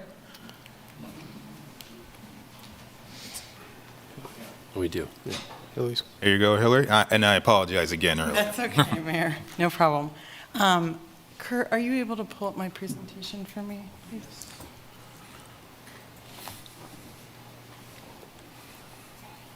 And I just go back and forth. Yeah, use your arrow keys on the bottom. Sorry, can I just do, which ones? Just click on the screen and then the keys should start working. Okay, great. Is that working? Yes, that should be, I think I just need to, Oh, wait, hold on. One more click. Try that. okay, yep, sounds good. Good evening, Commissioners. My name is Hillary Carter. I am here to ask you to vote nay on consent item E7C. The current design study does not include protected bike lanes along Massachusetts Street, even though there was a supermajority support for them during public engagement. The project proposes painted buffers, but paint isn't protection. Drivers frequently drift into painted bike lanes. They're dangerous for riders and other road users. Protected bike lanes have fixed barriers that prevent crashes. I've helped to organize Bike Bus Fridays on Lawrence, where we bike with our group of kids to my daughter's elementary school. We have to ride along 19th Street. The painted bike lane doesn't feel safe for anyone. We had an opportunity to build a safer 19th Street with protected bike infrastructure, but failed to do so. Instead, our children have to navigate the narrow sidewalk along 19th Street and have conflict points with pedestrians. Kids shouldn't feel afraid to ride in our streets. If you build it, they will come. It just takes political will to build safe streets for all ages and abilities. Studies show that protected bike lanes are safer for all road users. And then more riders come out and use them. Kansas City's been making moves, building protected bike infrastructure, including the Gillum cycle track. We've heard concerns from MSO's Solid Waste Management Division that protected bike lanes on Mass Street aren't the right place to put them because of residential trash pickup services on the street, but when queried, staff said that at least 85% of the roads in Lawrence have roadside pickup as opposed to alley pickup. If roadside pickup will be the issue, where can we put any protected bike infrastructure in the city? Solid waste operators can learn to navigate new road conditions. We see here in Bloomington, Indiana, that on that protected bike lane on 7th, trash bins are placed in the concrete barrier median. Ann Arbor, Division Street Bikeway, same thing. They put their trash bins right there on the median. Churro Street Bikeway in San Luis Obispo, they built in these stalls for the trash bins. And then Cambridge, Massachusetts, same application. In Austin, Texas, you can see here there's several curb cuts where the truck is definitely navigating the open curb cut and avoiding collision with the cyclist. I just want to note that Massachusetts Street has several driveways, and so a sort of stop-start pattern like this would be necessary, but surmountable.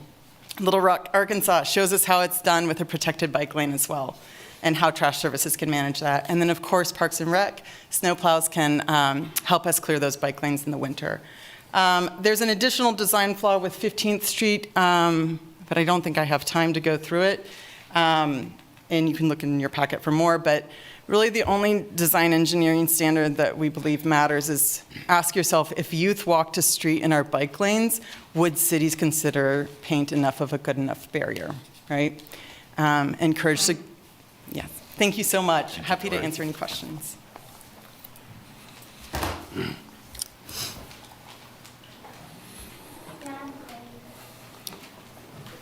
Kind of tall. You have to say your name, okay? Oh, okay. Great. Let's get it down for you, okay?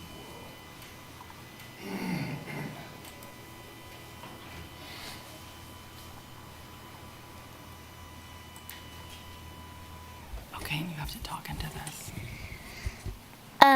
So my name is Miriam. And we need some safer bike lanes on Massachusetts. And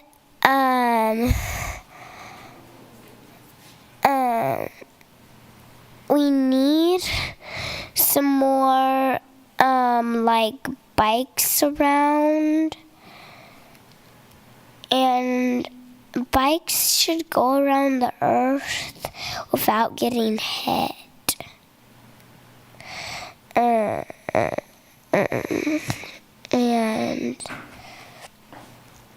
we should all be safe riding bikes forever.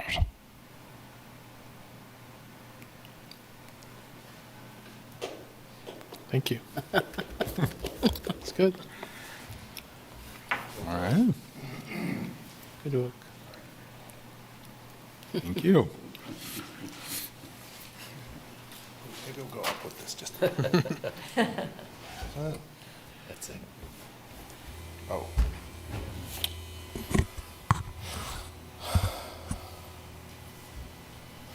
Okay, that's good. Sorry, Lou, we'll have to bring it back down for you. Commissioners, thank you for your time this evening. My name is Keith Muller. I'm here with my daughter Lucy and my wife Jenny.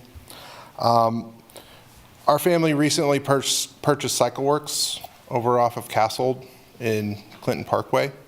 I'm here to ask you as a commission to consider protected bike lanes in this community, simply because, being very selfish about this, but the more people that ride bikes, the better my business is. So from a business standpoint, it's good business to have protected bike lanes.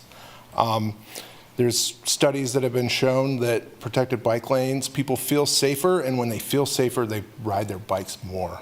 So I guess as a father who lives on 18th and Barker, you know, I want my family to have a safe place to ride their bicycles. It's very important to me because obviously bikes are part of my life, a huge part of my life, and I hope that we can see this community advance more with cycling infrastructure to be an example and not make excuses of why we can't put that infrastructure in. So anyways, I thank you for your time and have a good evening. Thank you.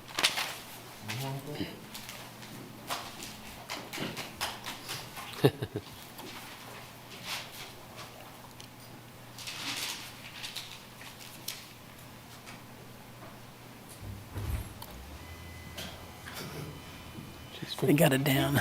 They got it down. Hi, my name is Lucy, and I love to ride my bike whenever the weather is nice, and it just makes it less pleasant to ride your bike when you don't feel safe. I don't feel safe riding my bike on Mass Street. When cars are going very fast and not paying attention, I'd like to ask for a bike lane on Mass Street between 14th and 23rd Street. Thank you for your time. Thank you for listening to what I have to say.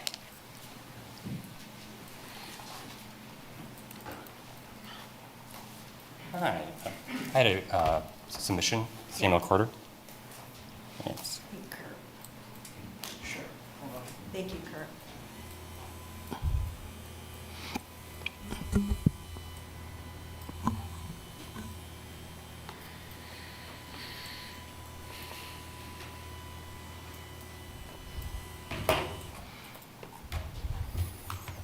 Is that it? Or is that the wrong one? No. I think Sandy Oh, okay. emailed it to you. Yeah, my mistake. Thank you.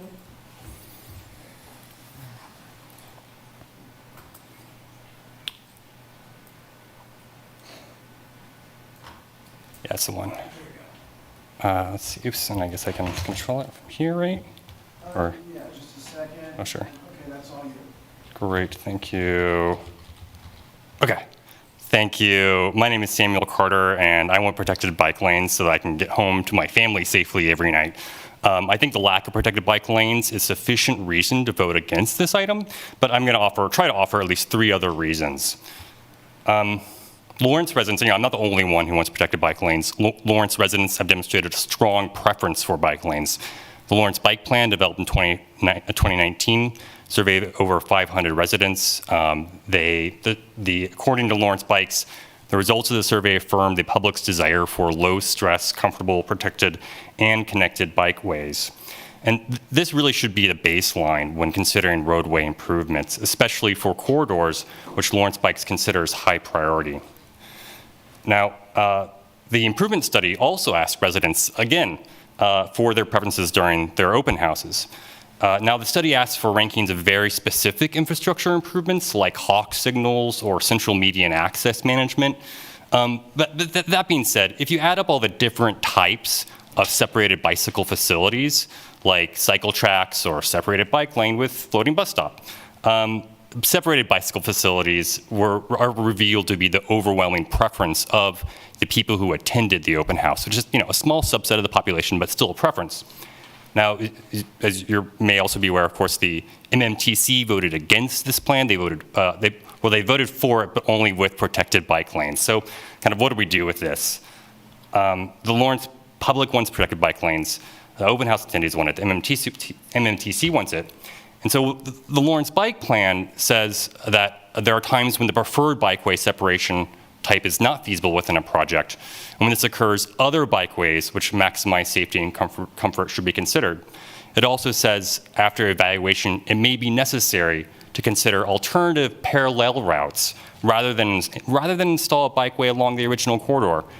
Now, this consideration wasn't done in this project, and that's the first alternative reason I want to offer to vote against it, because the alternative routes simply were not within scope or not considered. Now, these alternative routes are primarily Vermont and New Hampshire. Those routes, though, they do have problems. 19th Street is really hard to cross. On the left-hand side here, that's from a online portal that KDOT offers, which shows where injuries happen. Vermont and New Hampshire, they terminate at 15th.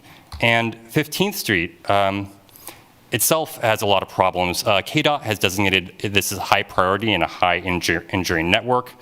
The study looked at crash data.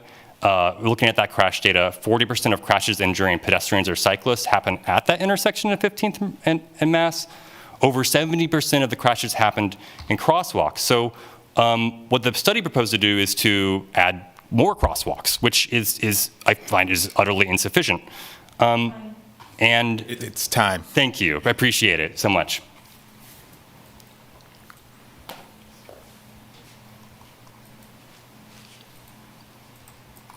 Hi, Commissioners. I'm Damon Baltuska. I live in Pinckney neighborhood. I serve on the Multimodal Commission, but I'm here just as a citizen representing myself. I can't represent my whole commission here. But we heard there was, overwhelming community support for physically protected lands on this project. I think there's no better project than this one to be Lawrence's very first on historic Mass Street. What a better place to do it. They're widely considered to be best practice for all ages and abilities. So I really think that's what Mass Street deserves. That's what we want to be bringing downtown, all ages and abilities folks. There are some coordination issues that need to be addressed to make that happen, which this commission's direction would be extremely helpful in solving. I know Hillary mentioned, trash collection, snow removal, which, we've seen other peer communities solve those issues. We know that it's possible. So I think the city just really needs to be bold and agree to figure this out on this project. Hesitation is understandable.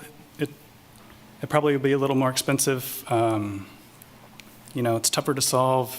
It takes a little more communication between, operations, and lots of people need to come together to, iron out the details. But I think protection is just too important to kind of keep kicking it down the road. As Hillary said, if we can't install them here, we probably can't do them anywhere. So, and we really need to start implementing protected bike lanes throughout the bike network. So it really just has to come to a head here and figure this out and make it happen.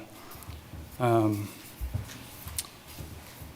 I appreciate it's difficult to be, the entity that's making that recommendation, and why it likely falls to this commission to finally step in and make it happen. And yeah, while we voted to move this project forward, it's still just going to require a big push from this commission to make this project acceptable. So let's please just agree to solve it on this one and solve it on Mass Street, and just show Lawrence a world-class bike lane on a safer street. Thanks.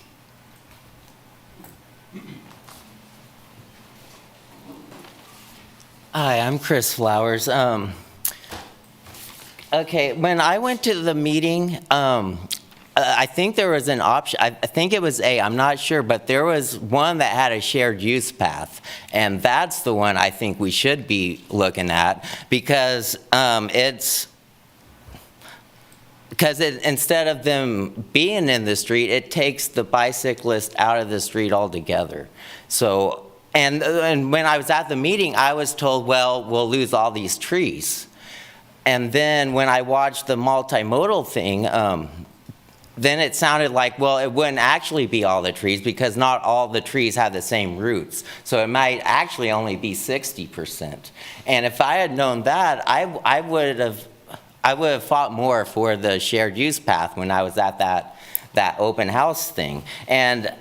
And here's what I think it is. It's because if they replace those sidewalks with a shared use path, doesn't the city pay all for a shared use path versus a regular sidewalk, which is up for the citizens to maintain? So I think that's part of the reason behind the city's decision to not go with a shared use path. And also, when I watched the meeting, some of the people, it sounded like they were against the shared use path because they don't, like how cars, they don't want to be next to bicyclists. I think some pedestrians don't want bicycles on the sidewalks. And I think I don't know which is safer. I think shared use would be even safer than a protected bike lane. So I think I'm against doing this, but I would much rather you look into a shared use pathway.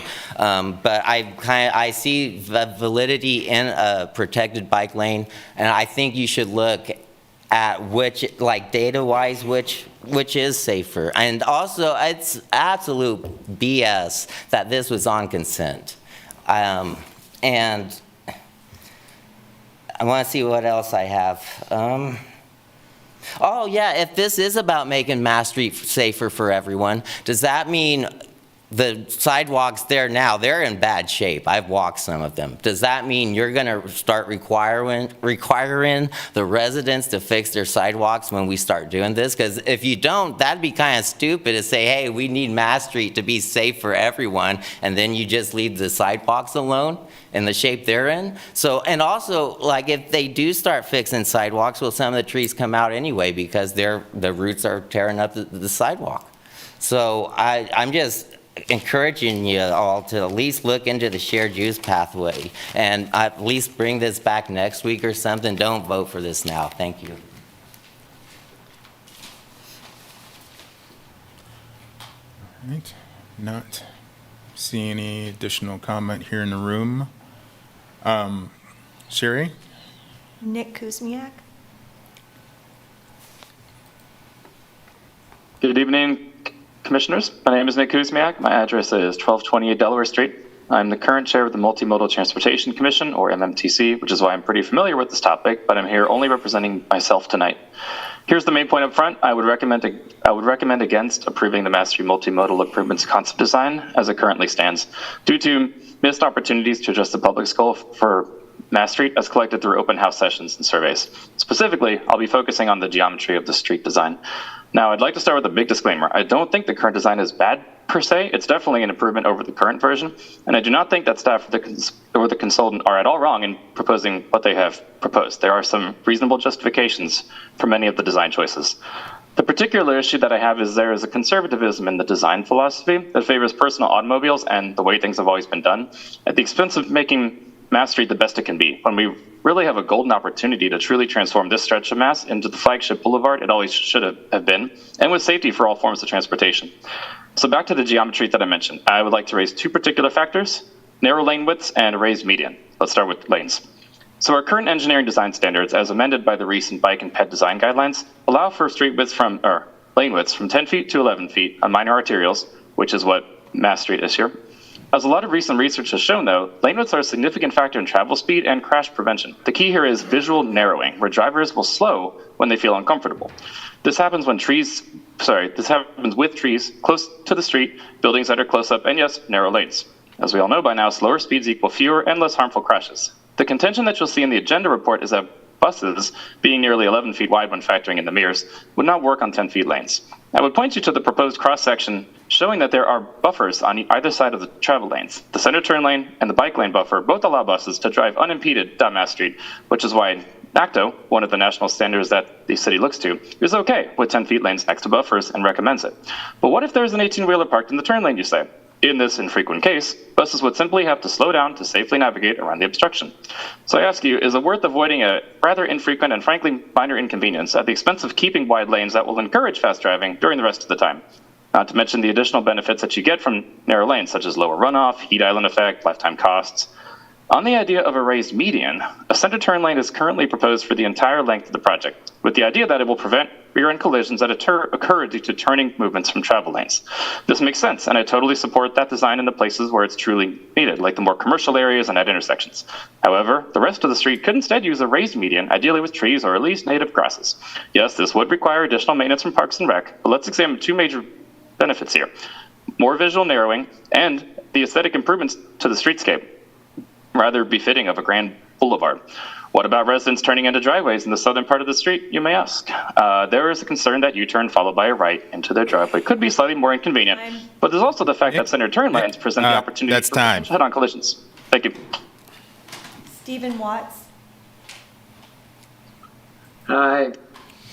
I'm just on the back side of this. I'm all for a protected bike lane. I'm afraid to ride my bicycle in this town anymore, and I used to ride it extensively from 17th and Louisiana, all around downtown, all around to the west side. I don't do it anymore because it's too dangerous.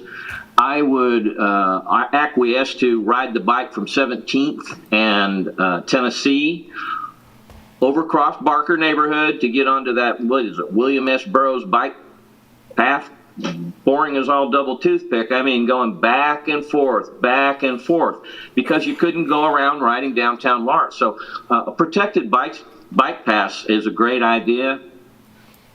It's a shame that it's not being fully embraced, and so please implement it. Thanks. Old people like to ride bikes too. That's all the comments, Mayor. Okay. All right, I'll bring it back to us. I have a couple of questions, if that's okay, for staff. Who's the staff person we have on this? Aaron. I thought I Aaron? had Melissa on there as well. Okay. Aaron's on here. Aaron, okay.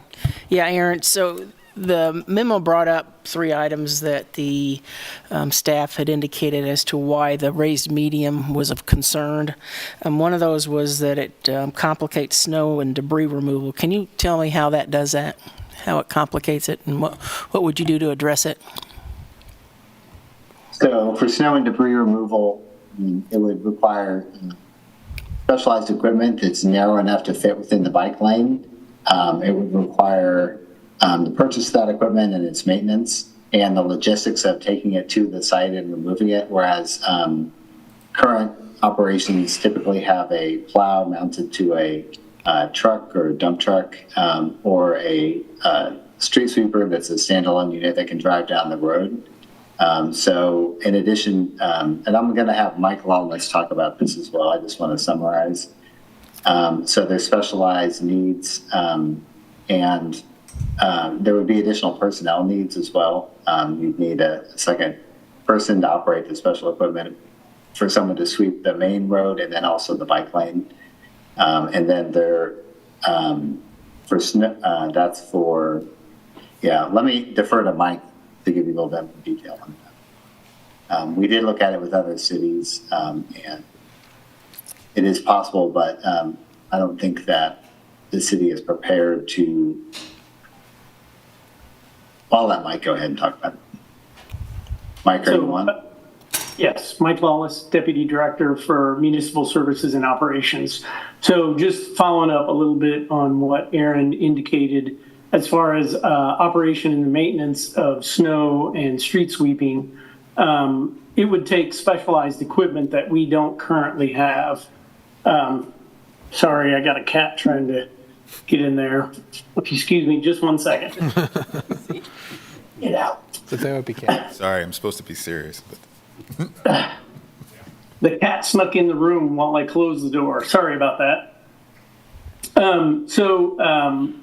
Right now we currently have full-size street sweepers, and they would not fit within that bike lane, the protected bike lane. So with the painted islands, we would still be able to use the same equipment that we have, and it would most likely require less passes down that portion of Mass Street. And the same with the snowplows. With the median island or something that was raised, then we would have to have a smaller piece of equipment that fit within that 5 foot or the width of the bike lane from the curb to the median. We don't currently have that piece of equipment. It would also require an additional staff person in order to do that. Right now we have 20 areas that we plow snow in, and we have 20 drivers to do that work. Sometimes we have to pull from the other operations, depending on staffing levels, but that's pretty much where we're at in terms of plowing and street sweeping. Mike, I guess my question, oh, sorry. Yeah. So I keep hearing specialized equipment that we don't have. How is that equipment any different than the equipment we use to clear off the sidewalks downtown, or that we clear off the multi-use paths along the loop? It's really not specialized equipment. It's just, we've got it. It's just a matter of where we want to use it at. So I struggle when you keep saying specialized equipment. It's pretty dang average equipment that's already out there.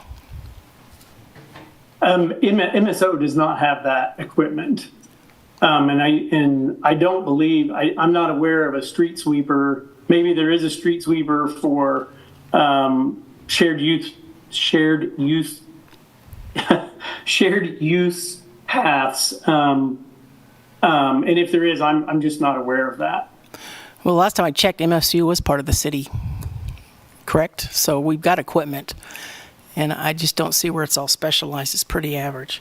The other question I have is, you say there's no funding to support the increased operational. What exactly, how much did you determine it would cost to provide this extra operational support? So you look at the raised median there, and that would increase the amount of curb and or median that we have to repair or maintain. And that is not something that we currently, we have more curb that's in disrepair than we have maintenance monies to fix right now.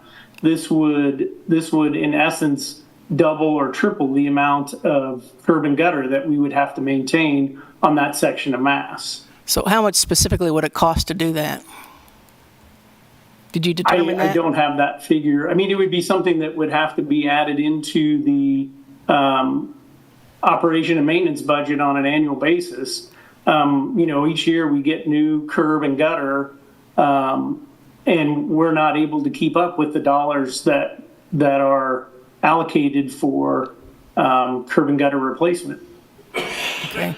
So there was no study done to see, well, this is what it would cost, and that's why we don't have that type of money for it, correct? I don't have those figures, no. Got it. Now, you also said there were safety concerns for the personnel. Can you talk to me about what those are? Sure. As the trash trucks have to navigate. So for trash pickup, we have a minimum of 2 trucks that run that would run down Mass, and as many as 5. We have a variety of different equipment, from the automated side loaders, so that's a one-person operation that has the arm that reaches out to grab the can and pick it up.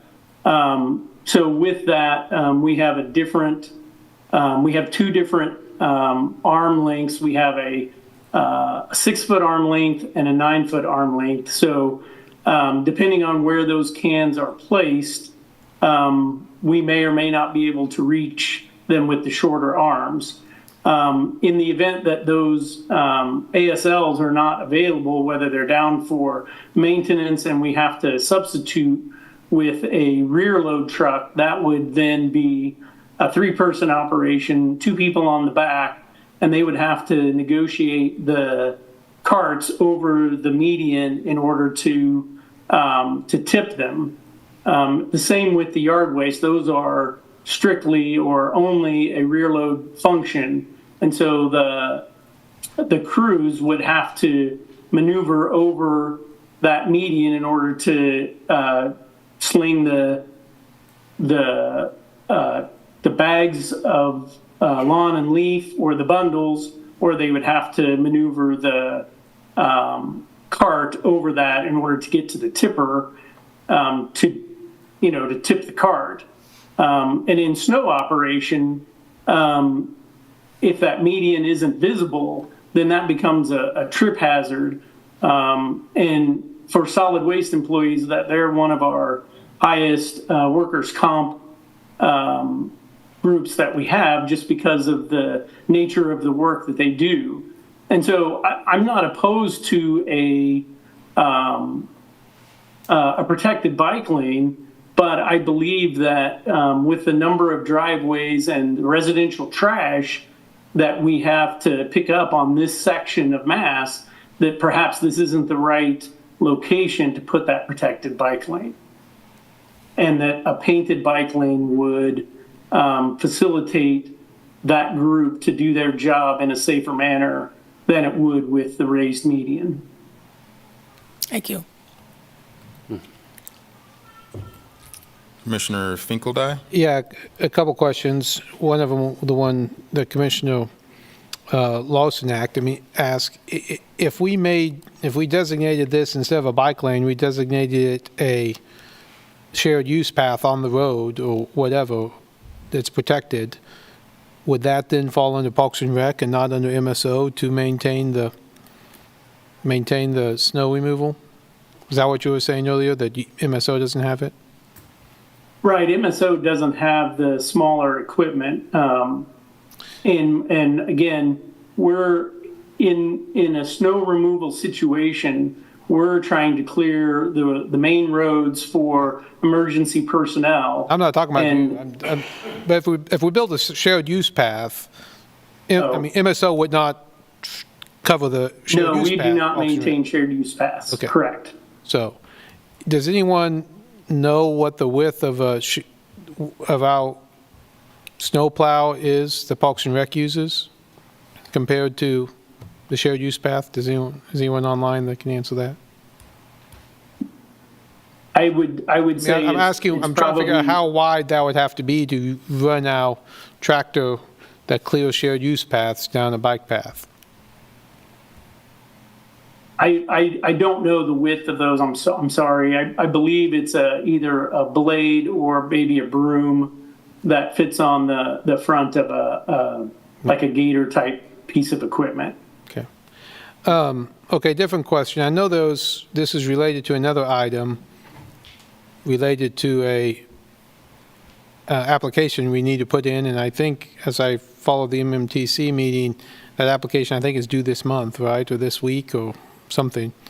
Can someone tell me what the balance is there, and if we deny this, what would happen to that? Hi, Jake Ball, Engineering Program Manager. I can jump in because I've got the TA application item that's joined to this one. Those applications are due May 17th of next month. Basically, depending on decisions made on the Massachusetts item, that second item would just potentially change to approval of one application or both. And I guess, how much detail do we have to have in the application?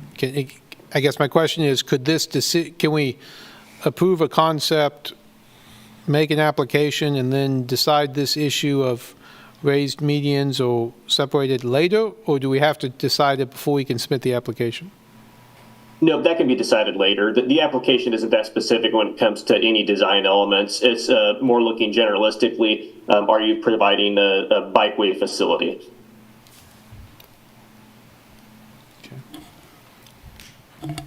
Thank you. Thanks, guys. Mayor?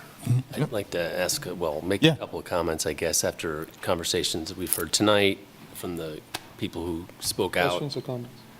Sorry? Questions or comments? Oh, regarding the comments, I appreciate the comments that we were given, but I think there was some questions about whether or not we were able to do that. And so I just want to make sure that we get clear understanding of, for example, the snow removal and the waste and disposal pickup. I guess it really comes down to whether or not we're going to manage that problem or not. Not if we can do it, but if we want to do it. Right. Doesn't it sound like that to you? I'm still trying to. Yeah. I mean, if we're still kind of in the question discussion phase before we're comments. And then also, I don't know if we've reached out to other municipalities who have already installed these kind of items, weather changes depending on where you're at, so not everyone has to struggle with snow removal. But I feel like, snow removal is kind of one of those things. We lived in Lawrence for a while. We've seen how they manage the snow removal. They clear out the arterials. There's a clear priority of, through how streets are taken care of, and there's no guarantee that your street is going to be plowed completely or clearly, or that your driveway is even cleared, because oftentimes they dump right into my driveway. So it's not like every resident is guaranteed safe egress onto the street. And so clearing that bike lane may not be a top priority, but it's something we could do as we would every smaller street going down. So I feel like the snow removal issue to me it doesn't happen enough where it would make me not want to do this, but I really want to get clarity on the trash removal, which happens, a couple times a week. Can we really get past this? But I think they showed us perfect examples of cities managing it through either by putting in location bins built into the curbing or just putting it on top of the curb, like a lot of people do already. So I don't know, I don't feel a real strong reason why we couldn't think about this further and maybe want to do something on this street heading to the biggest parking lot in town, which is, Mass Street between 10th and 6th Street. So I don't know, I feel like this would be a decent idea if we're going to do it anywhere, because I think a lot of people would use that street more often if it wasn't so big and busy. So for me, it seems like a good reason, unless there's some technical details we just simply can't work out. Or we have information that we haven't been shared, but I haven't heard anything that would not make me want to support, trying an isolated bike lane.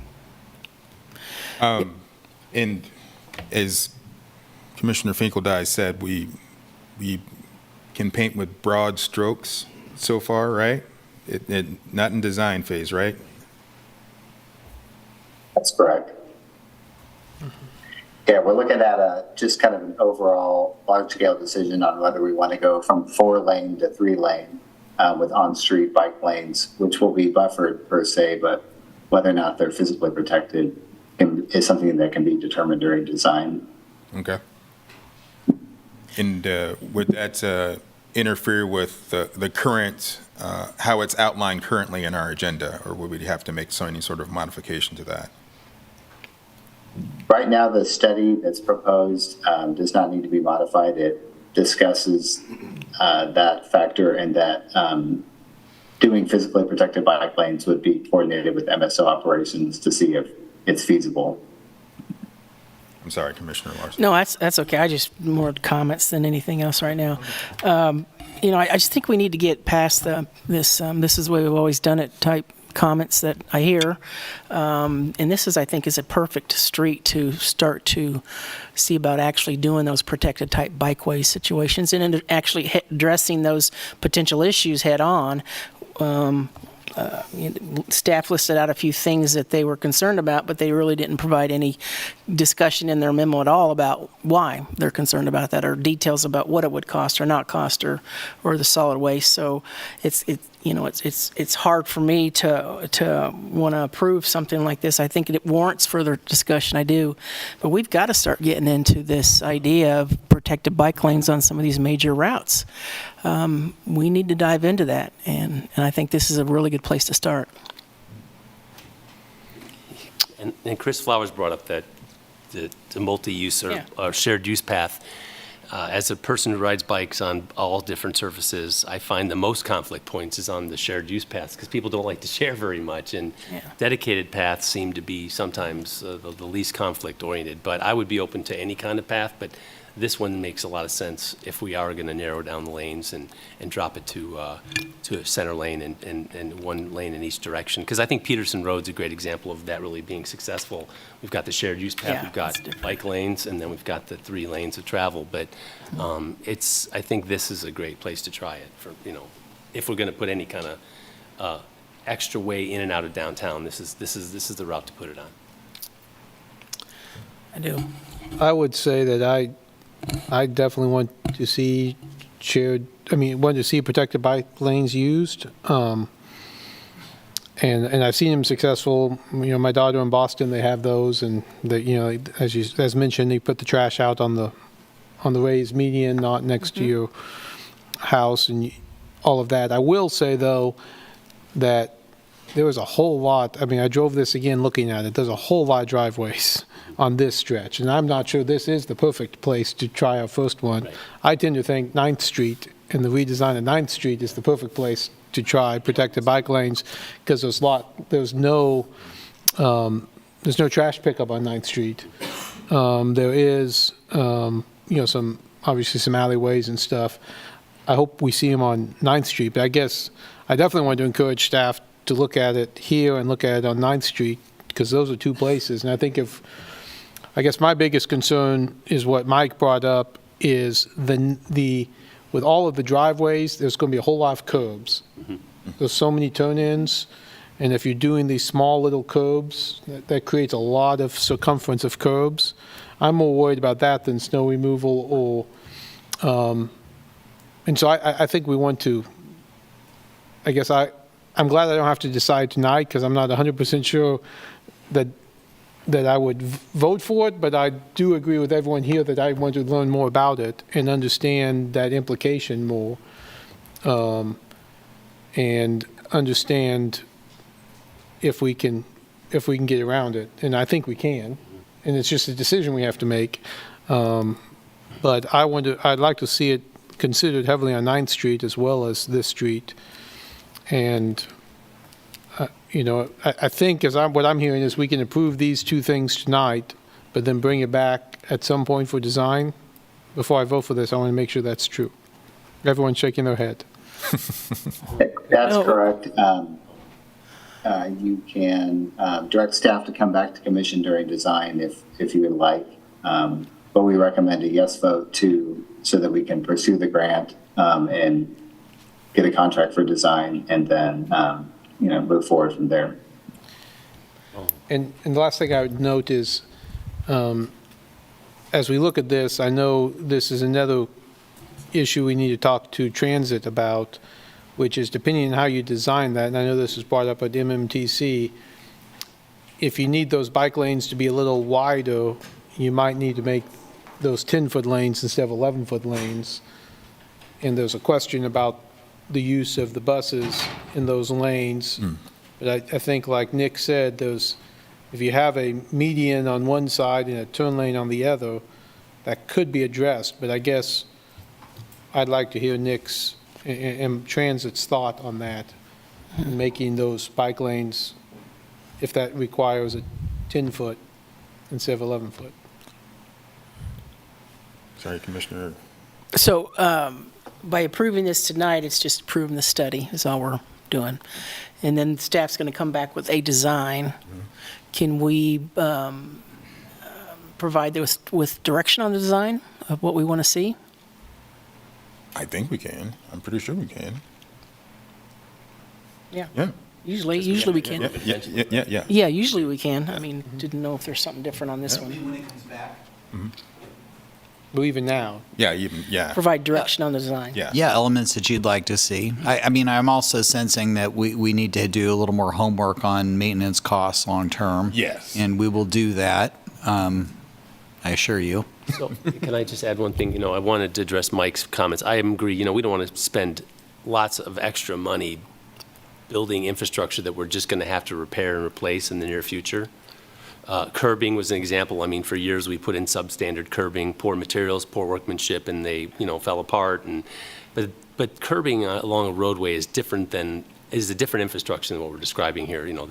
They're a little bit a different animal as far as how long they last. And of course, if people are running into them all the time and breaking them, that's a whole nother story. But generally speaking, they're constructed in a different manner, and they seem to last a lot longer. What I've seen, these types of curbings that are separate from the earth and separate from the side of the drainage area. So for me, I don't feel like this is we're biting off too much, but I understand, Commissioner Finkeldine, I think there's importance of how many curb cuts. I just would like to envision it on a piece of paper and say, this is how many there are. There's way too many here. It's a bad idea. Let's do 9th Street. Or it costs too much money. It's way too confusing for drivers. Give us good reasons. But so far, I think, if we've all pointed out, there's not a lot of data supporting it, so we can say no or yes.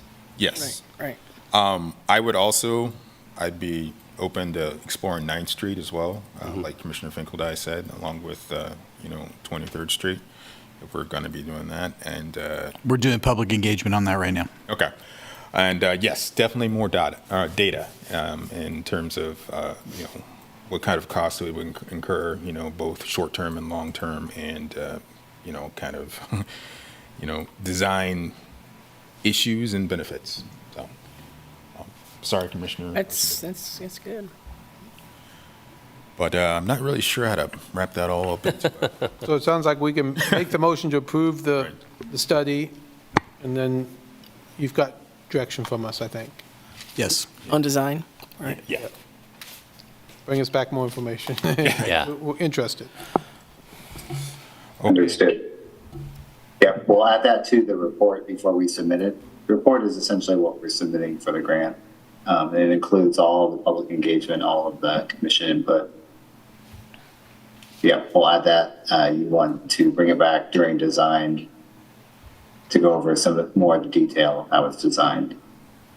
Okay. Per all the meetings and the public comment received, including at the meetings, commission meetings. Thank you. Understood. Thank you.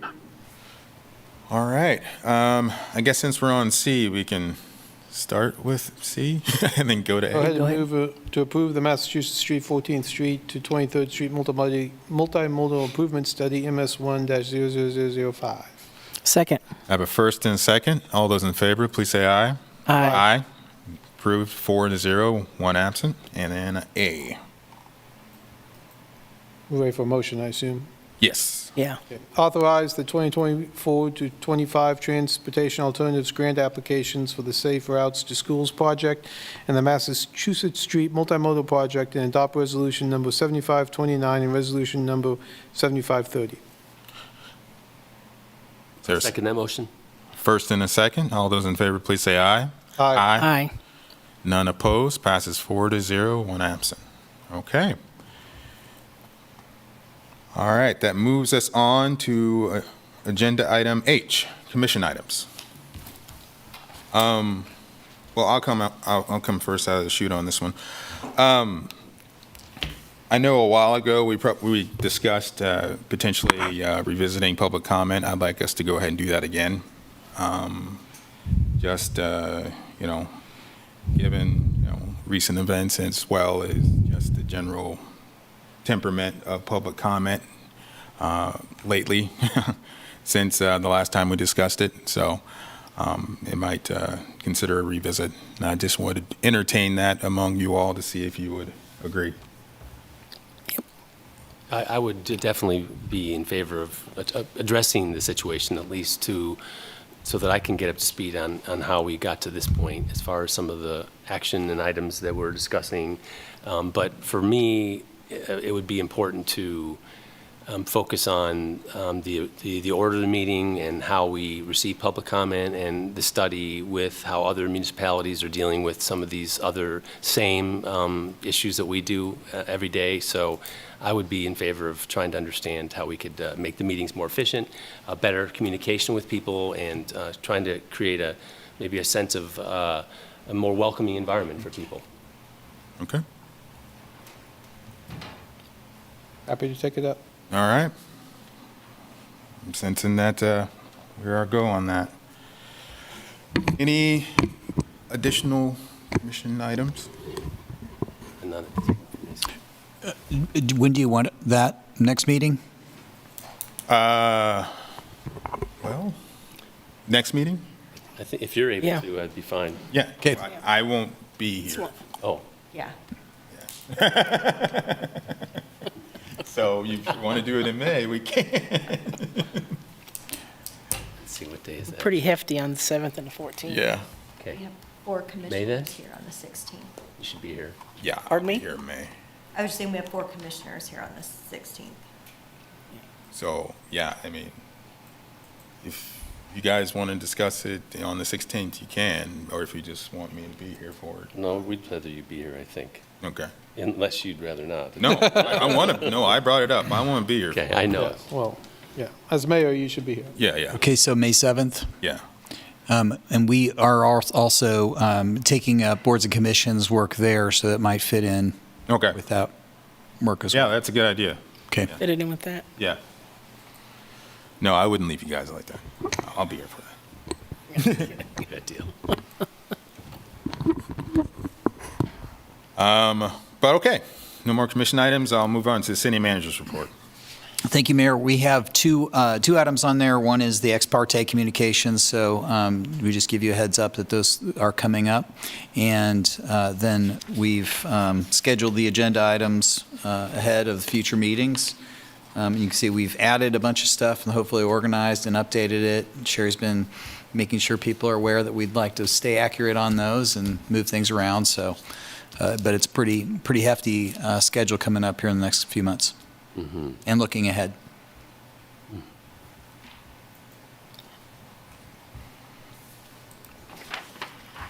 Okay. All right. Whew. We're going to have a whopper on May 7th. Yes. All right. Okay, any questions for Craig on the city manager's report? All right, since this is, all right, I'm not seeing any, and this is a public comment item. Any public comment here in the room? Not seeing any. Sherry, any online? Nope. All right, bringing it back. Okay.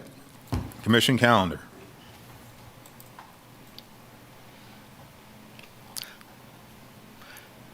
Nothing new. Yeah. Looks good. All right. Looks good for me, too. I would entertain a motion to adjourn. Move to adjourn. Second. All right. First and second, all those in favor, please say aye. Aye. Aye. Passes 4-0. Thank you all. Have a good night. Thank you. I like Jesse. Too bad he wasn't here. I was hoping at least one.